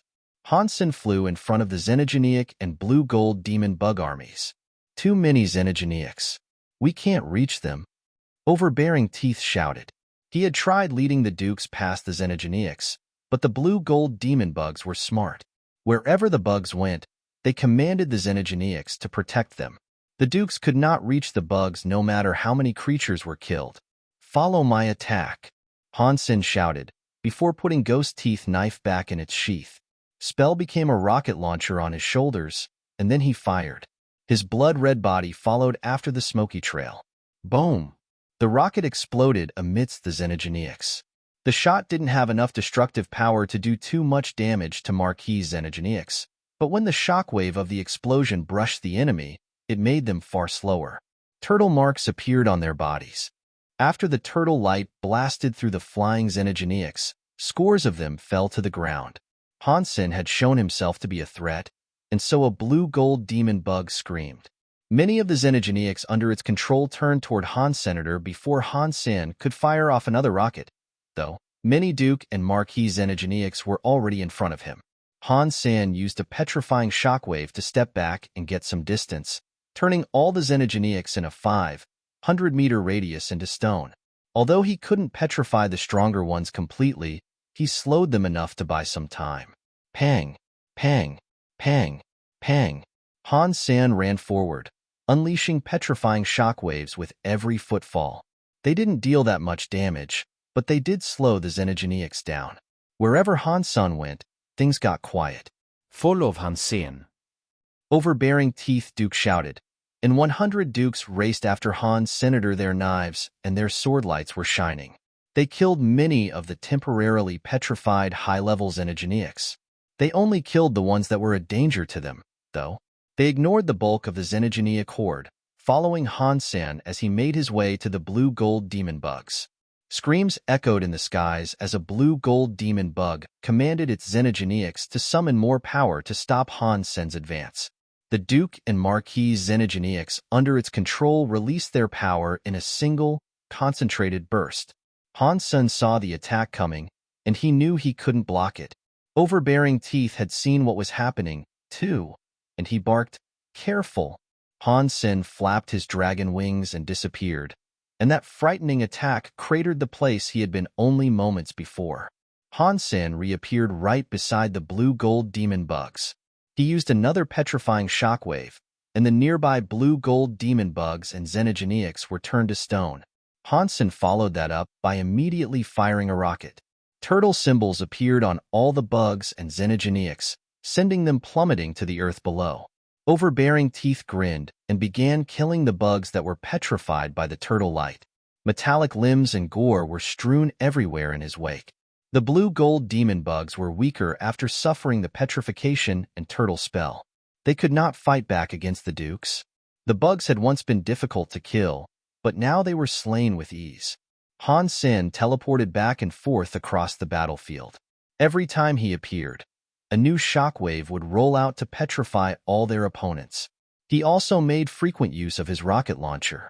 Many blue-gold demon bugs had to endure the petrification and turtle effects. Overbearing Teeth Duke followed Han Sen closing, cutting up the enemies he left behind. They killed so many bugs, making their cries drown out the sound of all else.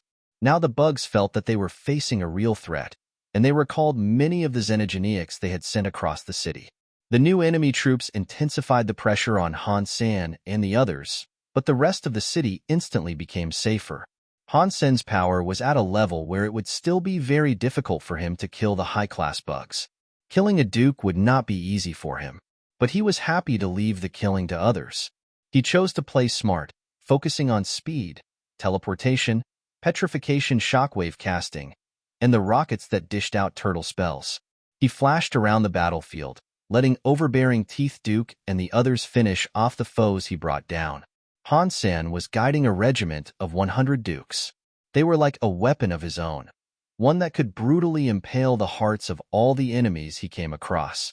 Many blue-gold demon bugs died by their hands, and there was little chance of the ones remaining having a chance of escape.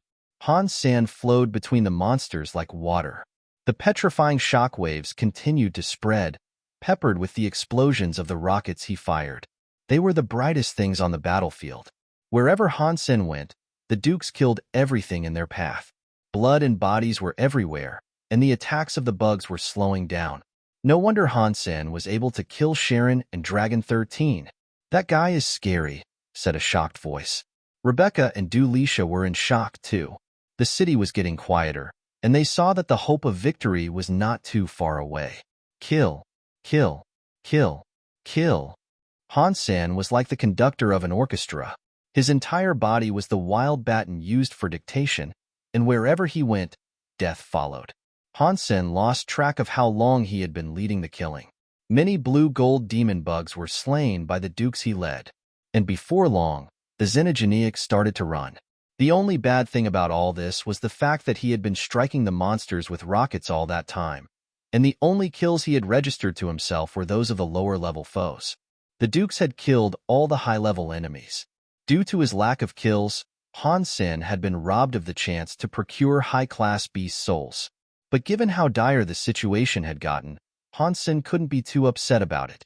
He disabled the blue-gold demon bugs as quickly as he could.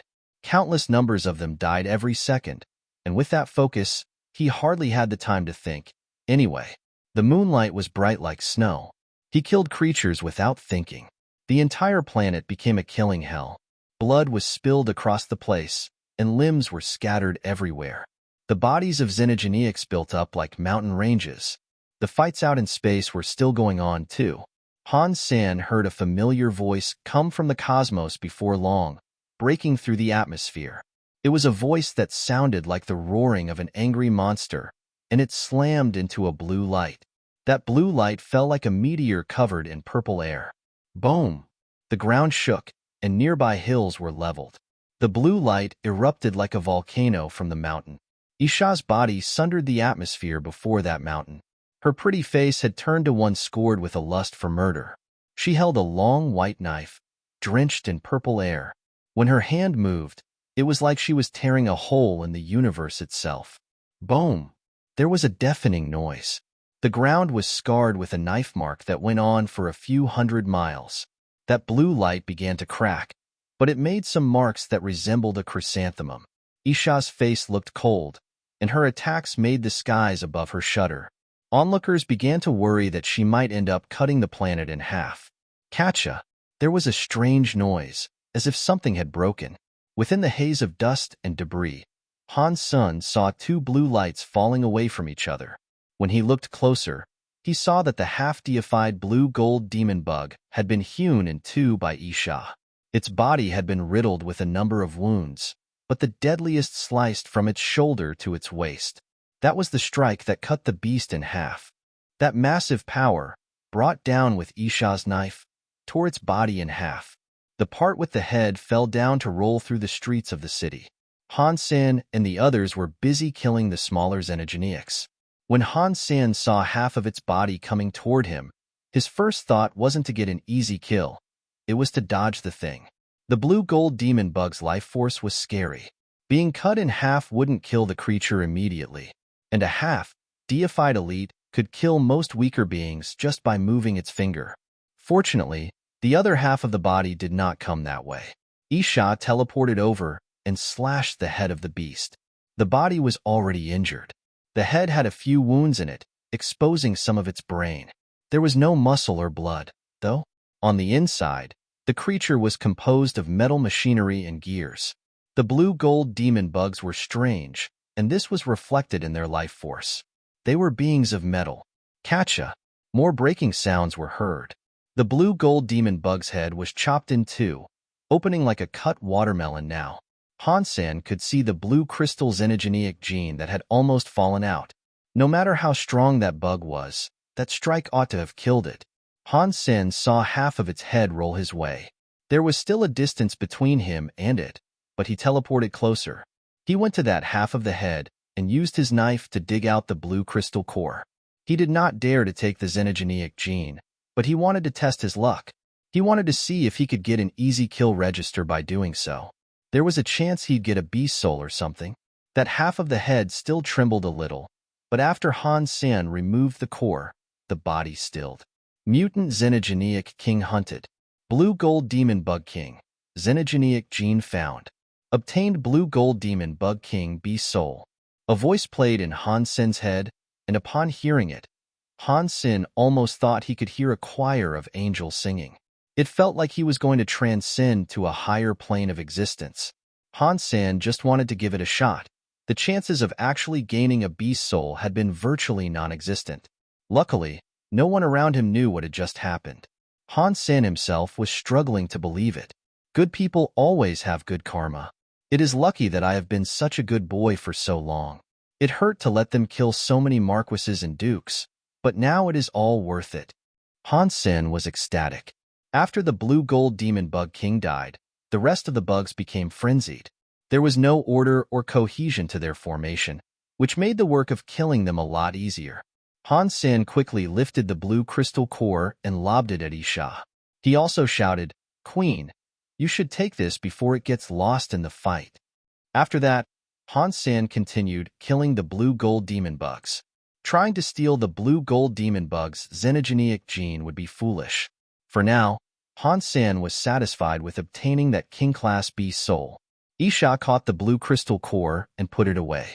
She then returned to space to help Black Moon King and the others kill the other king-class blue-gold demon bugs.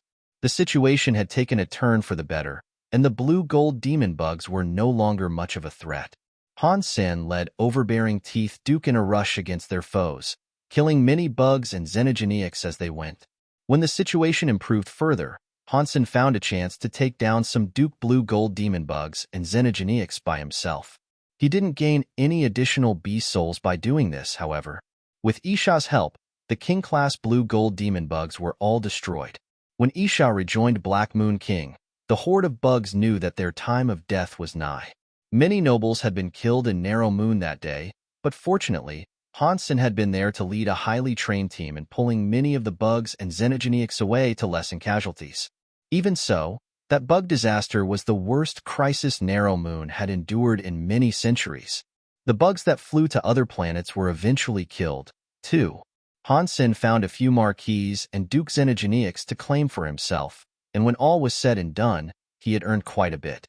The biggest reward was the mutant king-class beast soul, of course. If the bug's head hadn't rolled right in front of him, Han Sen had no idea how long he might have had to wait to benefit from a king xenogeneic.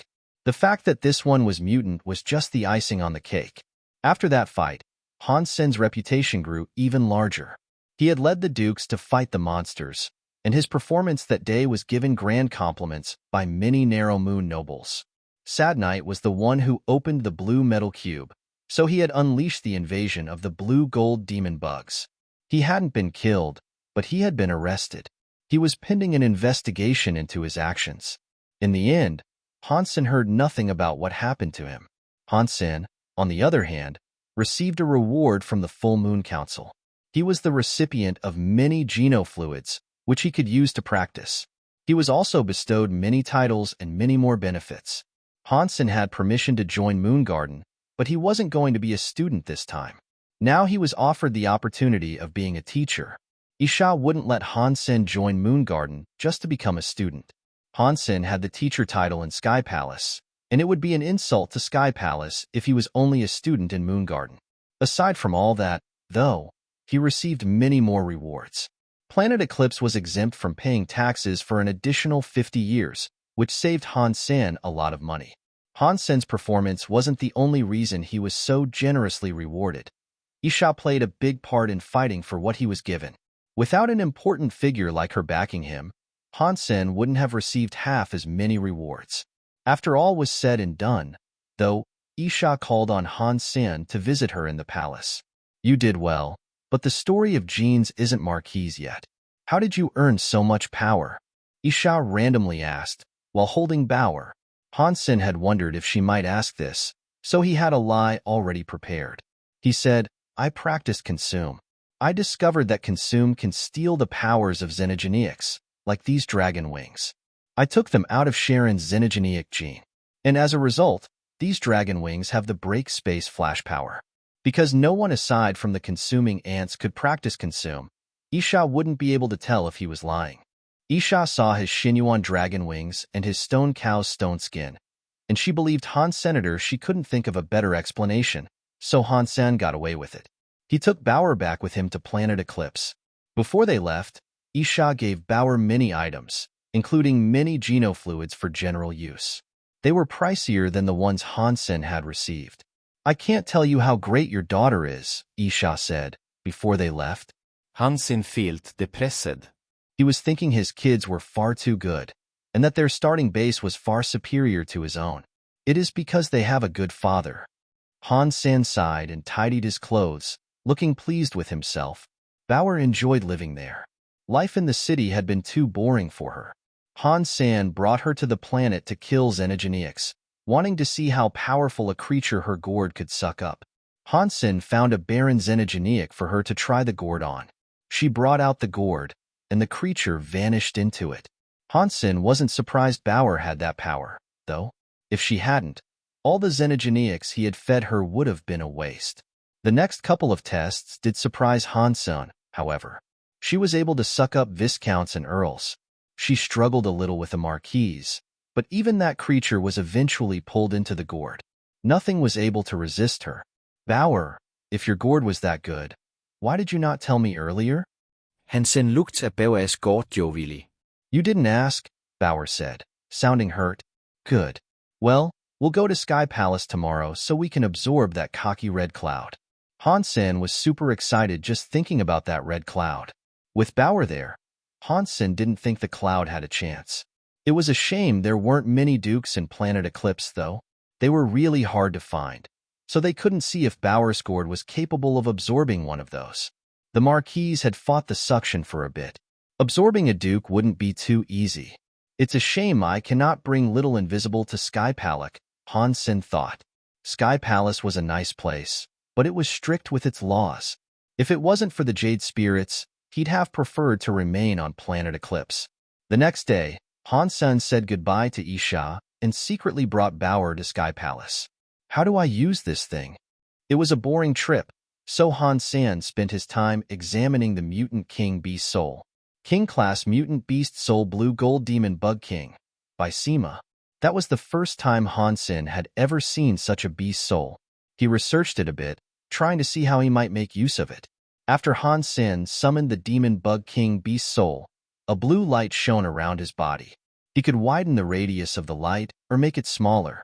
The smallest light was about the width of an eggshell, whereas the biggest it could go was with a radius of an entire kilometer. The wider the Bisema grew, the lower its defense dropped. At its smallest, it could block the force of a king-class attack and shrug off the damage. But the Bisema only worked on Han Sen, and it moved where he did. Power from the outside could not break it, but power on the inside could not go out, either. This Bisema Beast Soul is awesome. If I use it well enough, I could survive a fight against a king-class foe. Han Sen really loved that demon bug Bisema Beast Soul. Back in Sky Palace, Han Sen filled out the applications for Bauer.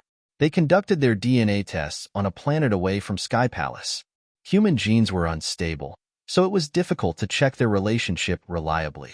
Han Sen and Bauer's genocores were very similar. There were some differences, but it was enough to prove they were father and daughter.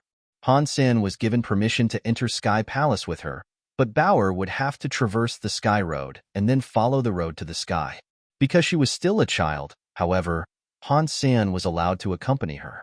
She didn't have to go through it alone, as he had. Han Sen held Bauer's hand and went to Skydor Island. They headed for the gourd vines. Bauer looked at the gourd vine curiously, and the gourds upon it in particular. Many people in Sky Palace had heard that Han Sen was bringing his daughter, and while not many came to spectate in person, a lot of people paused to watch wherever they were. Han Sen's genes weren't stable, so he wasn't a genius when it came to practice. He could not practice things quickly, but he was good at using techniques. His techniques made him very strong, but to people that practiced, reaching the status of deified was the ultimate goal. No matter how well Han Sen performed, if he could not reach that lofty point, then the elites wouldn't always look up to him. Many people were interested in learning how talented Han Sen's daughter was. They could tell her genes were not stable either. Because there were so many unknowns, many of the elites were disappointed. Unstable meant unpredictable. It meant something couldn't be controlled. It was all a gamble. No one would gamble upon something that had no guarantee. Thousand Feather Crane, the Yun sisters, First Day Buddha, and Yu Jing all came to Skydor Island to welcome Han Senator. When Yu Shushang saw Bauer, she smiled. I did not expect your daughter to be so cute. Han Sen introduced them to Bauer. I will take Bauer through Sky Road and lead her up the road to the sky. We will talk later. After that, Han Sen took Bauer to the giant gourd vine. Bauer observed the gourds with profound curiosity. When Han Sen picked her up and began walking across the gourd vine, the gourds began to shake like bells in a storm. Han Sen was shocked. He remembered when he first came there. The gourds were afraid of him. It was the same thing happening now, but it was even crazier. The gourds were shaking like mad.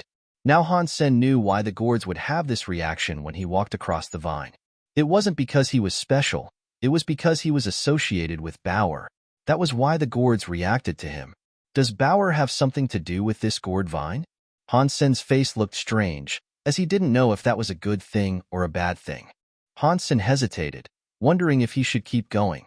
The gourds were having a very strong reaction, and he was afraid something might happen. But since he was already out on the vine, going back didn't seem like a good idea. He had to press on with Bauer. The movement of the gourd vines was shocking all of Sky Palace. The Sky Palace leader, who was in the middle of practice, opened his eyes. The nobles and the elders watched the shaking gourd vine via their own means. Even the dream beast woke up from his slumber to look at Bauer, who was being carried on Han Sen's chest. In the tower of a jade city, a green-clothed man stood alone. He watched the gourd vine and looked surprised. The Sky Palace gourd vine was a deified plant. Even if a deified elite came, it wouldn't have that reaction unless the elite was a hostile.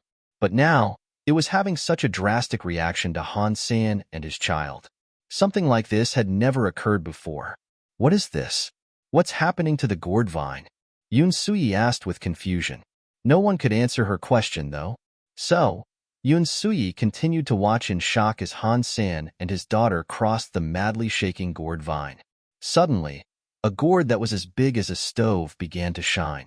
A sword light came out of the gourd and went straight for Bauer, who was in Han Sen's arms. Han Sen was thrilled. This was not like the first time, where he had no clue about anything that was going on. He knew the gourd had approved of her, and it had given her a holy gourd sword heir to practice swords with. When Han Sen had walked across it the first time, the gourd shook, but they did not give him anything. A lady with a black mask, next to Sky Palace leader, said in surprise, "It seems as if Han Sen's daughter is a natural. She has managed to trigger the holy gourd sword heir. She really has the talent. This is most fortuitous for the prestige of Sky Palace." The Sky Palace leader nodded, but he did not say anything. He felt as if the gourd had moved too much, and that was nothing normal. The elders stared with stunned expressions. It is no wonder she is Han Sen's daughter. She can trigger the holy gourd sword heir. She will achieve many great feats with a sword. Han is strong, and he has a daughter that can trigger the holy gourd sword heir. The leader will consider him even more important now. But it is a shame that her genes are not stable, just like Han Sen's. Her core genes are similar to his own. It will be difficult for her to practice. I don't know if she will ever become deified, but being a king would be amazing enough. That's a rare feat. While everyone discussed this, the holy gourd sword heir touched down on Bauer's forehead. It surrounded Bauer, making her glow with a holy sword heir. Then another gourd lit up. A holy gourd knife heir was coming straight at Bauer. Look, another gourd has been triggered. This time it is a knife heir. She is talented with knives, too? The black-masked woman asked in utter disbelief. It was rare to trigger two gourds with different holy heirs, which meant Bauer had great talent with knives and swords. She could learn with those much faster than an ordinary creature. Han Sen is a knife and sword master, and it seems his daughter is just as proficient. Genes are very important. It is a shame that Han Sen is not a genuine student of ours. These two could earn a lot of glory for us. They are not our family, but the connection between the leader and Knife Queen make it close enough. Han Sen's daughter has no master, and Han Sen has only been a member for a short while. Can his daughter still enter Sky Palace? Yeah, but the leader took Lone Bamboo as a student. He cannot take on any more. I don't know who her master will end up being. With this talent, no elder would reject the prospect of accepting her as a student. Not bad. Not bad. This child is talented. She has talent with swords and knives. She will become very strong in the future. A king with a white beard laughed. Another king nodded. This girl is good, but her talent is different from my own powers. If we were more compatible, I would take her as my student. An elder laughed and said, "It is a shame she is not of the sky. Otherwise, I would take her as a student. She may be talented, but she is still a crystallizer. Her genes are unstable. For her, gaining strength will require far more effort than usual." As everyone discussed all this, the gourd vine shone again. A gourd spat out even more holy air. That holy air had lightning in it. When it reached Bauer, it was like she was getting thunderstruck. The observers were frozen upon seeing this. They spoke to themselves, saying, "She has talent with thunder, too? How powerful is she?" Before they could wrap their minds around what they were seeing, more lights came out of the gourd vine. Whenever Han Sen and Bauer moved, all the gourds spat out holy air at Bauer's forehead. There was gold, wood, water, fire, earth, knife, sword, lance, spear, trident, wind, rain, thunder, lightning, sun, moon, and galaxy. All those holy airs swirled around the pair on the vine, masking the entire path in a holy aura. The gourds were shining so bright, they lit up the entirety of Sky Palace. The holy airs hovered around Bauer, waiting for their chance to land on her. Frozen. Everyone was frozen. The elders, the leader, and Dream Beast stood as still as statues. The whole of Sky Palace was silent and unmoving. Ever since Sky Palace was established, many geniuses had walked the Sky Road. There were some deified ones, but even those only acquired holy airs from a couple of gourds. When ordinary geniuses went past, they'd be extremely lucky just to receive one. But now, all those holy gourd heirs were queuing up to give Bauer what they had. They were like dumplings being thrown at Bauer's forehead. Bauer's body was full of holy air. She was like a fog, but becoming solid. "Am I dreaming?" one of the kings mumbled. He watched the holy airs twirl around Bauer like a tornado. He couldn't close his mouth. Many Sky had gathered around a circle of elders and king-class elites.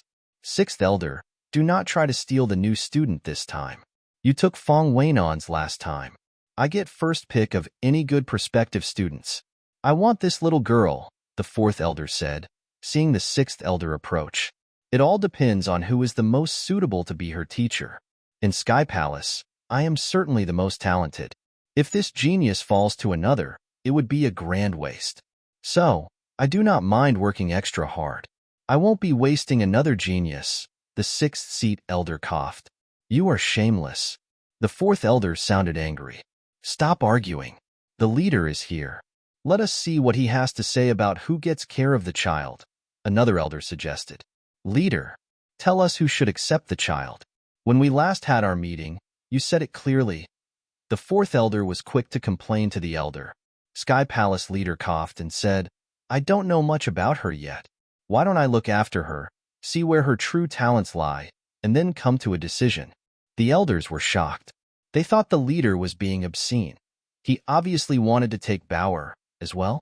"Leader, this is not appropriate. You said Lone Bamboo was to be your only student, and you wouldn't take any more." The fourth seat elder gritted his teeth. The other elders followed. Yeah, you have your only student. How can you take on more students? You will be breaking your own laws. Have you no care for the rule of law? They knew that if the Sky Palace leader took the girl, none of them would have a chance.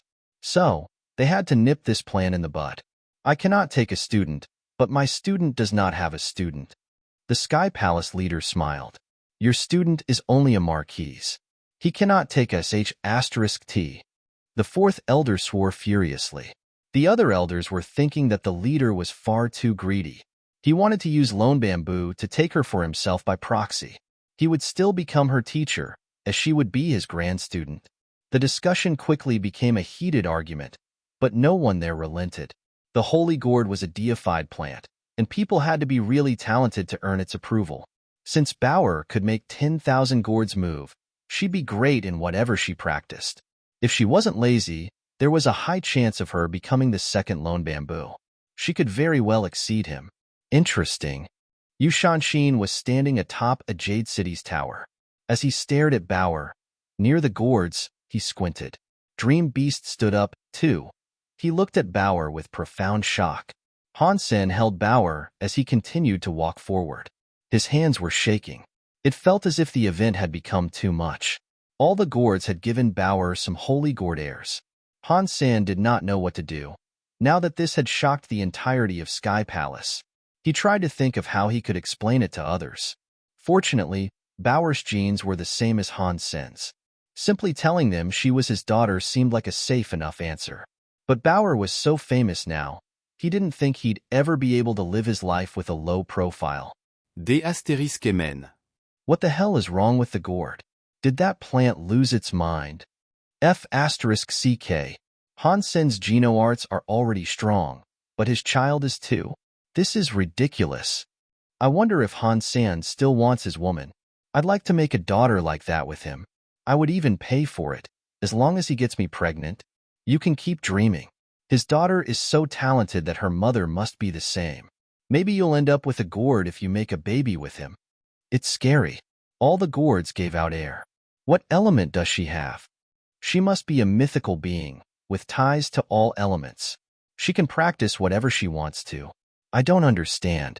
Crystallizers are ordinary, so how can one of them bear a daughter such as that? Mountain, river, galaxy, Sunday moon. All elements were showing up, landing on Bauer's forehead. They made her body's holy air stronger. The holy gourd air wouldn't make you strong, but it could strengthen your talents.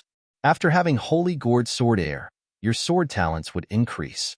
Thousand Feather Crane had received one, so his sword talent was greater than most of Sky Palace's students. Now that the gourd air kept going after Bauer, Bauer had no clue what was going on. The others did, though, and they knew how scary this entire thing was. There were too many holy gourd airs, and Han Sen had to stop on the vine. He had to wait for each holy gourd air to land. He worried about whether or not Bauer could handle so many gourd airs, but she seemed to be fine. She was even smiling, which relieved Han Sen greatly. All those airs kept going into Bauer's body, and when they did, the gourd started to shine. Han Sen had to stand on the gourd vine for 4 hours, waiting for all the gourd airs to be dispensed into Bauer's body. She was surrounded by a holy aura now, and she looked almost like a fairy. Han Sen thought if Bauer was to fart right now, it'd be a holy air. Why is it that when I walked, those gourds didn't give me a single gourd air? Han Sen felt depressed about this factor, but he was still very excited. After all the gourds had given out their holy air, they all returned to looking normal. Han Sen held Bauer and readied himself to leave and get off the sky road. But just as he did, Bauer tugged Han Sen's clothing and jumped down. She patted the gourd vine, and with her childish voice said, "Gourd, have you seen my father here? We should share good stuff. Please give my father a gift, too."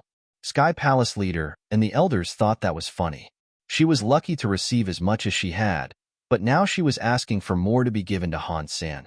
Although it was impossible, the thoughtfulness of the girl was admirable. But the next second, everyone's eyes opened wide. The gourds had stopped shining, but they brightened up again after hearing her. Mountain, river, Sunday moon, knife, axe, sword, spear. The holy air came out again. All headed towards Han's senator, they entered through his forehead, one after another. Good Bauer. I raised you well, after all. Han Sen was so happy. He wanted to pick her up and kiss her cheeks. One holy air headed for Han Sen was like the mountain of a god. Han Sen felt the power of a mountain go inside him. Han Sen felt as if he himself had become the god mountain. The strength, vitality, and power of a mountain were inside him. He now understood what a mountain truly was. A river came next, and Han Sen became a river in accordance. The swell of the river and the infinite reach of its waters came into Han Sen's heart. At that moment, Han Sen was the river, and the river was Han Sen. Galaxy and snow. All these strange things landed atop Han Senator. He understood everything at a greater level than he had before. A myriad of experiences flowed into Han Senator. His world was a fish. It was a tiger. It was a bug. It was a dragon. His world had been turned upside down, and he saw the world from a different point of view. It was something that he should not have understood. These weren't just feelings. The holy air cleaned his body. He could understand other things more. Now Han Sen knew why. After the holy gourd sword air, the sword skills would increase. After learning the essence of the sword, with the body cleansed, the sword skill talents would increase. 10,000 gourd holy airs were coming. To someone like Han Sen, who already knew everything, it was a magnificent boon. Holy gourd airs did not increase one's level or power, but the benefits they gave weren't something you could get by leveling up. Anyway, how? The Sky Palace leader and all the elders were stunned again. Even the deified ones could not find the means to shut their mouths. D astérisque MN. The holy vine's holy airs can be requested? I thought nothing could influence whether or not they were bestowed on someone. What is going on now? Is everything I have come to know a lie? The gourd doesn't need to approve of who it gives its holy airs to? F***CK. I thought the holy gourd air was something noble. It turns out to be something quite cheap. F***CKU. This favoritism is too much. Han Sen's daughter can get holy air, and then ask the same to be given to her father? This has to be a joke. Does walking Sky Road require social connections now? Making a good baby is better than living well, it would seem. Make a good daughter, and you can have everything. There is no need for the Sky Road anymore. It sucks. The elders were silent. They could not understand why the vine would accept Bauer's request. It was unbelievable. Not even the deified elites could get a holy air without the vine's approval. Bauer had casually spoken her wish, but the vine released plenty of holy airs from its gourds. It made all the elders wonder about the meaning of their existence. Perhaps the gourd had been gathering up its holy airs for millions of years, and now it was randomly spewing them out to the lucky. But deep down, they knew that wasn't true. Many people had walked across Sky Road, and only a very few ever gained the approval of the gourds. I want this student. Whoever fights me on this will no longer be my friend. The fourth elder sounded angry. What do you mean? This girl is my student. We look so similar, after all. The elders started to argue amongst themselves again. That was a sleepless night for the sky. 2 people had received 10,000 holy airs in one day. The most unbelievable thing was that one set had been given upon request. After that day, many Sky Palace students rewalked the Sky Road. They hoped a miracle would occur for them, but nothing ever did. There was no reaction from the gourds, even if they walked across it a few times. They never got approved. Some students begged it, hoping to touch the holy vine and have it give them its holy airs. They burned so many sacrifices, and they kowtowed until their foreheads were bloody. But no matter what they tried, the gourd vine was unmoved. Now people knew that begging for holy air depended on who you were. Not just anyone could do that. After that, Bauer was bestowed the title of Little Fairy. She didn't look like Han Sen's daughter, and she looked more like a fairy due to her having 10,000 gourd holy airs. Han Sen also experienced the winds of 10,000 gourd airs, and when all was done, he felt amazing. When he looked at things, he saw them a whole different way now. 4 hours later, all the holy airs had successfully blended into Han Sen's body. The gourds looked exhausted when they were finished. Thanks, Han Sen said to the gourds. Then, he picked up Bauer and walked to the main island. The road to the sky did nothing to Bauer. Nothing strange happened there. Han Sen held Bauer and carried her into Sky Palace safely. The students of Sky Palace looked at Han Sen as if he was a stranger. It was as if they thought he was a monster that had escaped from the zoo. Before Han Sen had a chance to go to the leader and elders with Bauer himself, they came running towards him. Han Sen, I am going to take your daughter as a student. You may have whatever you wish. No, she is my student. Han Sen, I have so many weapons you can choose from. You can take any you wish if you allow your daughter to be a student of mine. What is the point of giving out so many weapons? Come to my Medicine King Island. All the medicines and genofluids there are now yours. Enough. Look at what you people have become. Do any of you still respect me? Act like the elders you are, the Sky Palace leader roared, slamming his fist into the table. All the elders looked ashamed of themselves. The leader walked in front of Han Sr. Han Sen, you know Lone Bamboo. You know how strong he is. If you allow Bauer to become his student, with my teachings as well, she can become something great. Obscene. The elders became even angrier. They started to fight again. The elders shouted at each other, fists clenched and blood vessels pulsing. It looked like the fight was about to get physical. When Bauer received the 10,000 holy airs, their behavior left them with little dignity. But when Bauer asked for Han Sen's bounty of holy air, even their pride abandoned them. Reputation wasn't worth much, and those old monsters had lived for so long that they didn't care about saving face anymore. Material wealth and power were all that mattered to them. To all the elders and leaders, you all have students, sons, and daughters. I have nothing. You guys are really going to fight with me over a student? Asked a voice from outside the palace. It was Yu Shanshin and his dog Old Wang approaching. The man smiled. His approach silenced the elders for a moment. Yu Shanshin was half deified, and it had been a long time since his murder spree. But thinking about those days still scared them. There were a few elders there that only earned their position because Yu Shanshin had killed the elders before them. Yu Shanshin, your geno art is too rare. It is not suitable for Bauer. I remember there is a jade-looking sky that recently had a baby. That one might be right up your alley. Yes, that jade baby suits you. Shanshin, this girl has so much talent. It'd be a waste for you to teach her. That jade-looking girl is far more suitable. The elders kept on talking, making polite suggestions. They did not want to offend Yu Shanshin, but they did not want to give up the prospect of teaching Bauer either. Yu Shanshin smiled and opened his mouth to say something, but then his expression changed. It wasn't just Yu Shanshin either. The faces of the Sky Palace leader and all the elders changed. The air warped sinuously, and a snow-white unicorn beast appeared. Its name was Dream Beast. She is mine. Do you guys have a problem with that? Dream Beast came next to Bauer, blinking at her. Then he looked at the elders. Dream, you and she look way too different. She can't practice your powers. I'm just here to inform you. I'm not asking for your opinions. If you don't like it, you can try to endure 10,000 nightmares. Dream Beast ignored their pleas, and then he turned to face Han Sr. Follow me. Han Sen had been with Dream Beast for a few months, and he knew full well what the creature was like. He thought if Bauer was to follow him, she'd be tortured.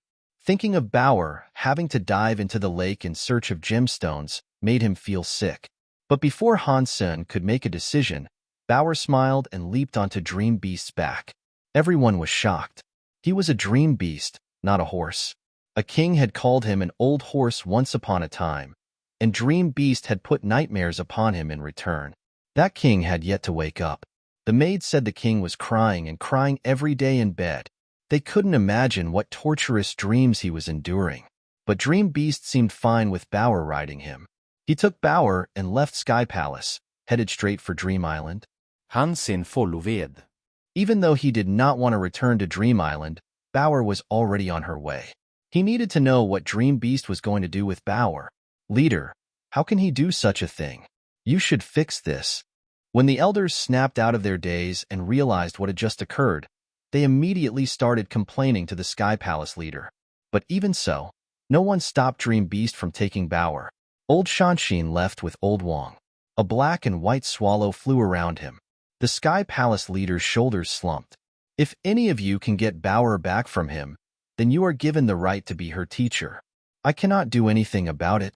The elders looked at each other, wondering who the F***ck would dare try to take her away from Dream Beast. Han Sen chased after Dream Beast, but he couldn't catch up. Dream Beast took her into the clouds and disappeared. It was fortunate Han Sen knew where Dream Island was, though, and he set his course that way. He was worried about Bauer suffering under Dream Beast's tutelage. If she was just going to spend her days digging up gemstones, he was determined to take her back. He wouldn't let Bauer endure such suffering, especially at the hands of an outsider. This was Sky Palace. No matter how strong Dream Beast was, he couldn't take Bauer for a student if Han Sen did not want her to be there with him. When Han Sen reached Dream Island, he found Dream Beast and Bauer, but things weren't as Han Sen had feared. Han Sen thought Bauer would be forced to collect gemstones for Dream Beast, or that she'd at least endure rough treatment. But what Han Sen saw was Dream Beast resting beneath the boughs of a tree. Bauer was next to him. There was a host of fruit in front of Bauer that Han Sen had never seen before, save for one. The one Han Sen had seen before was a fruit that looked like a grape. Isha had given it to him, and it spurred him on to evolve and become a noble. There was a whole bunch of them there for Bauer.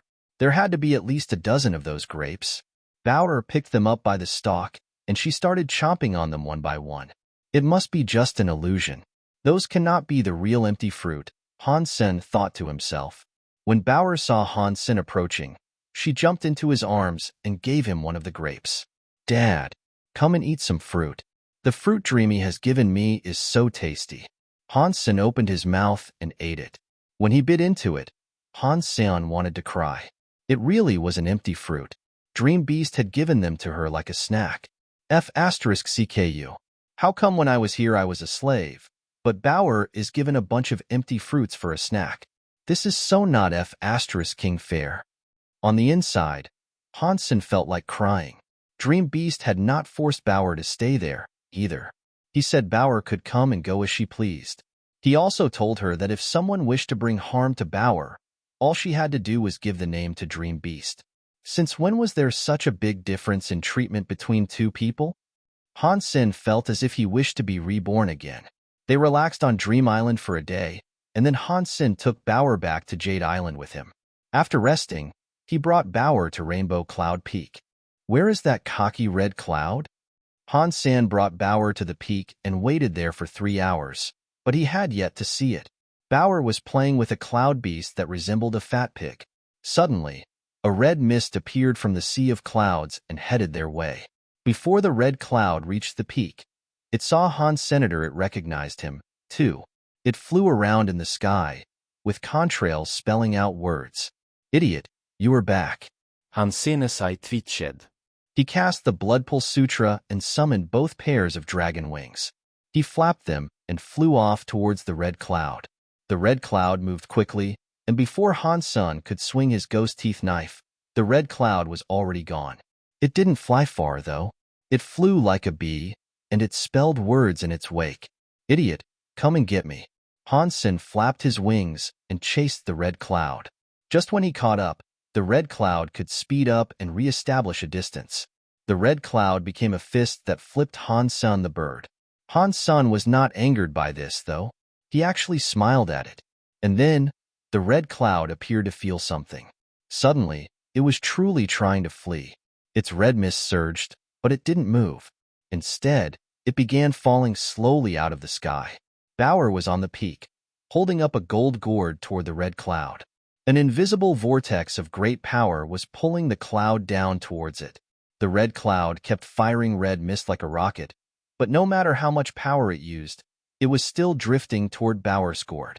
The creature could not escape the slipstream taking it in. Han Sen was shocked. A normal marquise would struggle and resist a little before getting absorbed, but that thing was playing tug-of-war with the gourd. It would drift closer and closer to the gourd for some time, but then it would unleash a burst of speed and escape it a bit. This guy is really different. Han Sen really liked it. The red cloud could not attack, but its speed would make for an exceptional mount. The red cloud fought this power for 10 minutes, but it was eventually sucked into the gourd. Bauer felt relieved, and she wiped the sweat from her brow. Even she had used up quite a bit of power. Han Sen expected the gourd to be up to the task, though. The xenogeneic genes he had brought back to the sanctuary were marquise, and Bauer had eaten a lot of them. He had not collected higher xenogeneic genes, though. So, the highest Bauer could have become was a marquise. Anyway, Bauer, don't digest it. Save it for your dad, who wants it as a mount, Han Sen said to Bauer. I understand. Bauer nodded. Then she patted the top of the gourd. After that, a red cloud came out of it. Will you obey me? Han Sen asked the red cloud. The red cloud didn't want to, as it quickly tried to escape. But the gourd was prepared, and a powerful force of suction dragged it right back into the gourd. Within a second flat, the cloud was back inside the gourd. After doing this a few times, the red cloud looked exhausted. When it was released the last time, it simply laid down and did not move. Han Sen picked up Bauer, jumped atop the red cloud, and shouted at it. Move. Take us for a tour around Rainbow Cloud Peak. The red cloud submitted to its fate and took Han Sen and Bauer for a journey through the sky. Han Sen thought the red cloud had been tamed, but when they were mid-flight, the beast took another shot at escaping. But again, Bauer was able to pat the gourd and suck the beast back in. Han Sen knew that the red cloud was a very wild thing. He didn't let Bauer release it anymore. He was planning to keep it locked up for a while until its wildness subsided somewhat. With the red cloud secured, though, Han Sen went back to Jade Island with Bauer all merrily. Wherever they went, the Sky Palace students said hello. Bauer was even more popular than Han Sen, and she definitely had to be the most popular person in all of Sky Palace. Wherever she went, she was given gifts by students and elders alike. The women really wanted to take her. Due to Dream Beast now protecting Bauer, though, the elders of Sky Palace and the leader made no attempt to steal Bauer for themselves. Instead, they just moped about Bauer not being their student as they wanted her to be. Han Sen did not know why Dream Beast wished to help Bauer, but Han Sen noticed that Bauer was very friendly to creatures such as it. In the past, Bauer had used her bottle to feed the red pony. That was how they realized it was a super creature called Nightmare. After it went to the Alliance, it stayed in Han Sen's house with Bauer. Han Sen practiced Geno arts every day. He absorbed jade fairy spirits in the second tower of the White Jade building when he could, and his jade skin leveled up quickly. So, too, did his Dongshin Sutra. It was only the story of genes that had somewhat stalled. There weren't any changes. It seems as if the story of genes still requires many resources to level up. Han Sen thought regretfully. He had to level up jade skin first, though, and use jade spirits on his The Story of Genes. Every time Han Sen went to the White Jade building, he'd absorb jade fairy spirits. After a while, he realized jade skin was developing a strange sort of power. I wonder, if jade skin reaches Marquise, will I be able to wield cold powers? Han Sen hoped to get jade skin's cold powers. He'd have especially liked to wield ice. That would come in very useful for him. Brother Han, how are you? Yu Jing rode his green dragon to Jade Island. He had been doing well for himself, and he looked even richer these days. Not bad. It looks like you're doing great, too. Han Sen looked at Yu Jing while he spoke. Yu Jing smiled and said, I earned some more money, but now I have an even bigger money-making opportunity ahead. Would you like to help me with it? What is it? Han Sen asked. In 1 year, it will be the day that the Geno being scroll appears. Are you planning to compete? Yu Jing looked at Han Sen with excitement. Han Sen did not know what a Geno being scroll was. After Han Sen asked Yu Jing, he learned that it was a treasure from the Geno Hall. It appeared in the Geno Hall once a century, and any race could compete for it. They could test themselves inside. Geno being scrolls would place the names of the top 10,000 on it, individually organized from best to worst. The entire Geno universe would be able to see the names sorted on the being scrolls. If I leave my name on this thing, what benefit is there? Han Sen asked Yu Jing. Fame throughout the entire Geno universe. Everyone will see your name and your race. Won't that be a benefit? With your power, you're guaranteed to hit the top out of earls and marquises. If you are in the top 10, you'll be so famous. Yu Jing did not know if Han Sen was an earl or marquise, and that's why he worded things the way he did. Not interested, Han Sen said flatly. He would gain nothing by participating, and fame was the last thing he wanted. Do not turn me down quite so soon, Brother Han. There is still a year until the event, so perhaps you will change your mind by then. Yu Jing didn't keep trying to convince him, but he moved on to ask, Brother Han, when are you going to do a lecture on genoarts? Many students are waiting. Can you tell me what you're going to say when you do one? What would you like to hear? Han Sen had already planned to complete his yearly teaching requirement while he was free. He could spare 10 days right now, so he might as well get it done. The only problem was that Han Sen didn't know what he should lecture on. He couldn't just teach under the sky to the public either. Sky Palace had people that studied all types of genoarts. Whatever Han Sen spoke about, there were bound to be some students that had no interest in what he'd discuss. And the Sky Palace students would never have seen anything like his sanctuary-based genoarts. Trying to teach those would be pointless. If you can, I would like you to talk about the 33 Days Sutra. But that is, of course, the base geno art of all sky. I doubt you have learned it, Yu Jing said. Yeah, I really haven't, Han Sen said with a wry smile. Yu Jing thought, and then his eyes lit up. Okay, if you can, are you able to talk about suppress evil? Suppress evil? Han Sen had never heard that name before. He came to Sky Palace for the White Jade Jing and his own genoarts. He didn't bother learning anything else. He only knew about a few of the famous ones, like Textless Book and Phenomenon. Suppress Evil is a famous genoart. It is regarded as quite the skill here in Sky Palace. Everyone can learn Suppress Evil, too. Unlike Textless Book, that only a handful of students can learn, Yu Jing said. Everyone can practice that skill? That is too much. Han Sen knew that anything that freely available would be lame. The best skills were usually something only a select few could learn. Skills that were too generally used, even if they were great, would only become worse over time. Yu Jing said, Suppress Evil is a secret skill of the palace. All Sky can learn it, but outsiders are required to prove themselves before studying it. The technique is strong, but it is very difficult to learn. There are 11 tiers to it, as well. An ordinary student is doing well if they can reach the 3rd or 4th tier, and I myself, who focused on it for many years, only managed to reach the 5th tier. I don't know when I'll hit the 6th. I would appreciate it if you could talk about this. I'm sure much of Sky Palace would appreciate it. Let me think about it. What is the Suppress Evil skill, anyway? Han Sen asket kvietlu. Han Sen still had permission to go to the Holy House. If Suppress Evil suited him, he supposed he could learn it. Yu Jing quickly explained the skill to Han Sen, hoping to spark his interest. After Han Sen heard what it was, he chuckled. If I start learning it now, I don't know when I'll be ready to hit the stage. This genoart is too complicated, and it is unlikely I'll be able to learn it in a single day. Suppress Evil was complicated, and he couldn't just learn it on a whim. Out of all the elites in Sky Palace, the only one who had fulfilled all 11 tiers was the Sky Palace leader himself.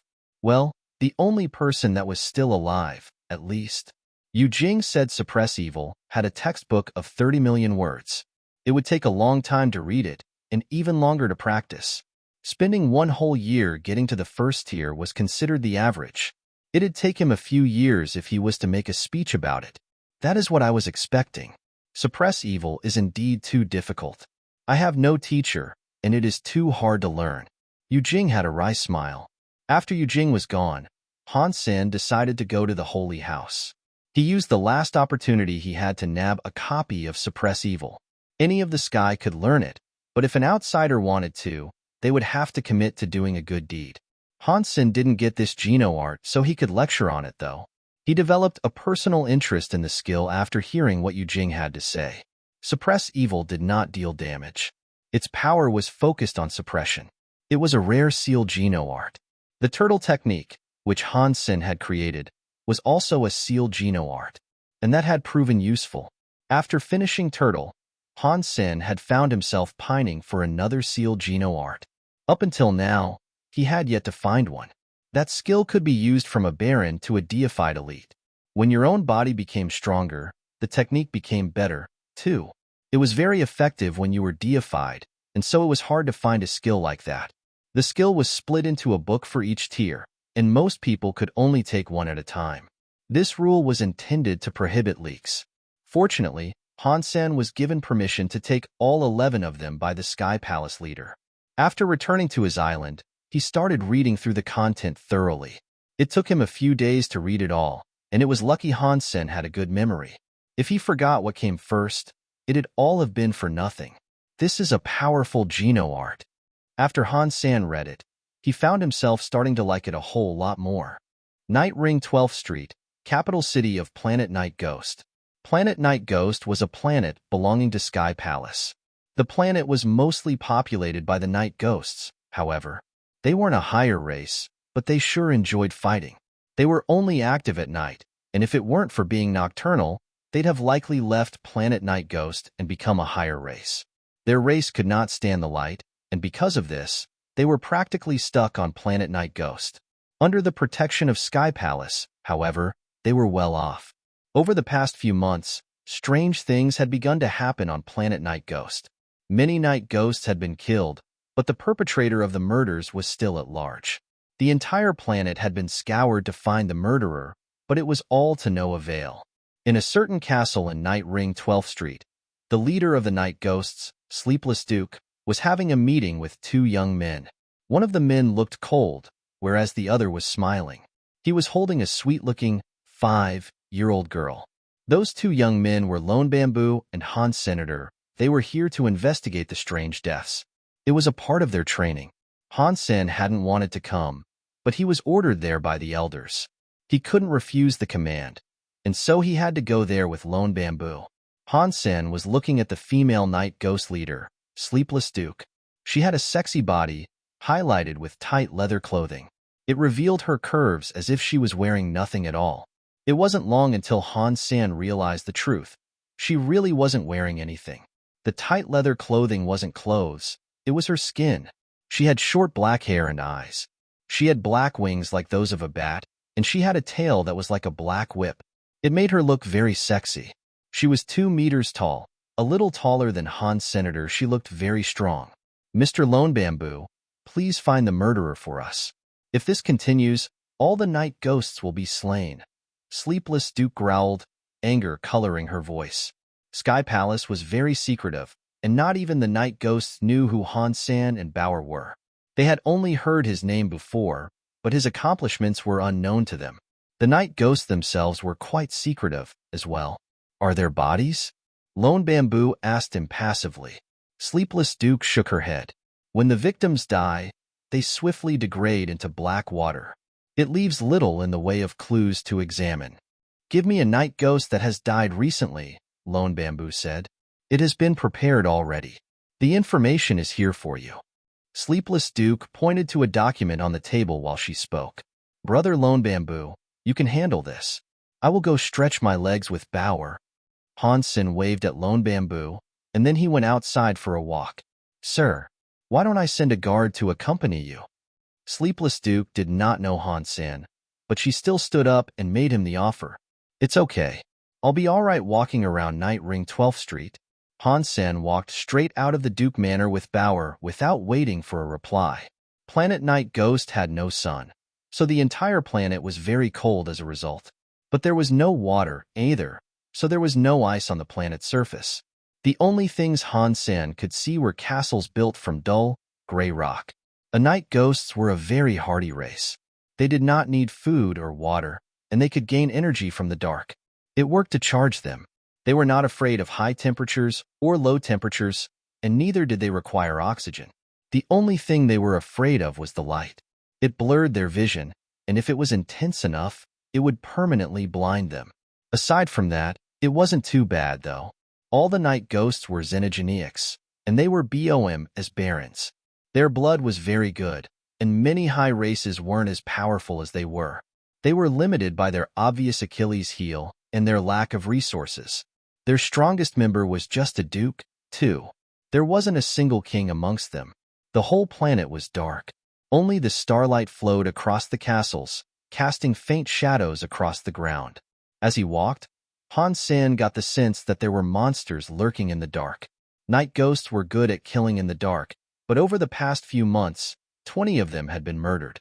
Most of the victims were marquises. The night ghosts had employed many advanced technologies to search for the potential killer, but they had been unable to find a trace. 2 days ago, when another marquise died, He was attending Sleepless Duke's own dinner party. Most of the night ghost elites were there that day, but that Marquise had been silently slain on the balcony. No one there, including Sleepless Duke, had a clue how he had been killed. The night ghosts discovered his body on the balcony, but not before he was already dissolving into black water. His identity was confirmed by the clothing he had been wearing. Han Sen was in Night Ring 12th Street. His Dongxian aura was turned on, and so everything was in his mind's eye. He could see many night ghosts staring at him from the dark corners. They looked cold, and they looked at him with disdain. That did not mean they were hostile, however. That was just how they were. They did not like outsiders, and they particularly didn't like talking to them. Other races had occupied this planet thousands of years ago, but the night ghosts had killed them off. The only ones they obeyed were the sky, who had once defeated them. Han Sen looked as if he belonged to the sky, but his sense did not. The night ghost could smell that Han Sen was not an actual sky. On a dark street, an extremely curvy night ghost woman blocked Han Sen's path. Sky Palace sent you here? Yeah. Han Sen nodded. Why are you not a sky yourself? Matters like these are usually resolved by true sky. The female night ghost frowned. Han Sen shrugged. A real student of Sky Palace is in the Duke's manor right now. He is a pure sky. I'm just his assistant. I see. The female night ghost felt relieved. Learning that a sky had come seemed to reassure her that their problems would soon be resolved. What's your name? Han Sen asked her. Li Duo, the female night ghost said. I need to investigate on behalf of the Sky Brother. Can you show me around? Han Sen smiled. Where would you like to go? Li Duo asked. Perhaps it was because Han Sen had mentioned his ties to the sky, but she didn't look as if she was going to refuse to guide him. Take me to where the night ghosts were murdered, Han Sen said.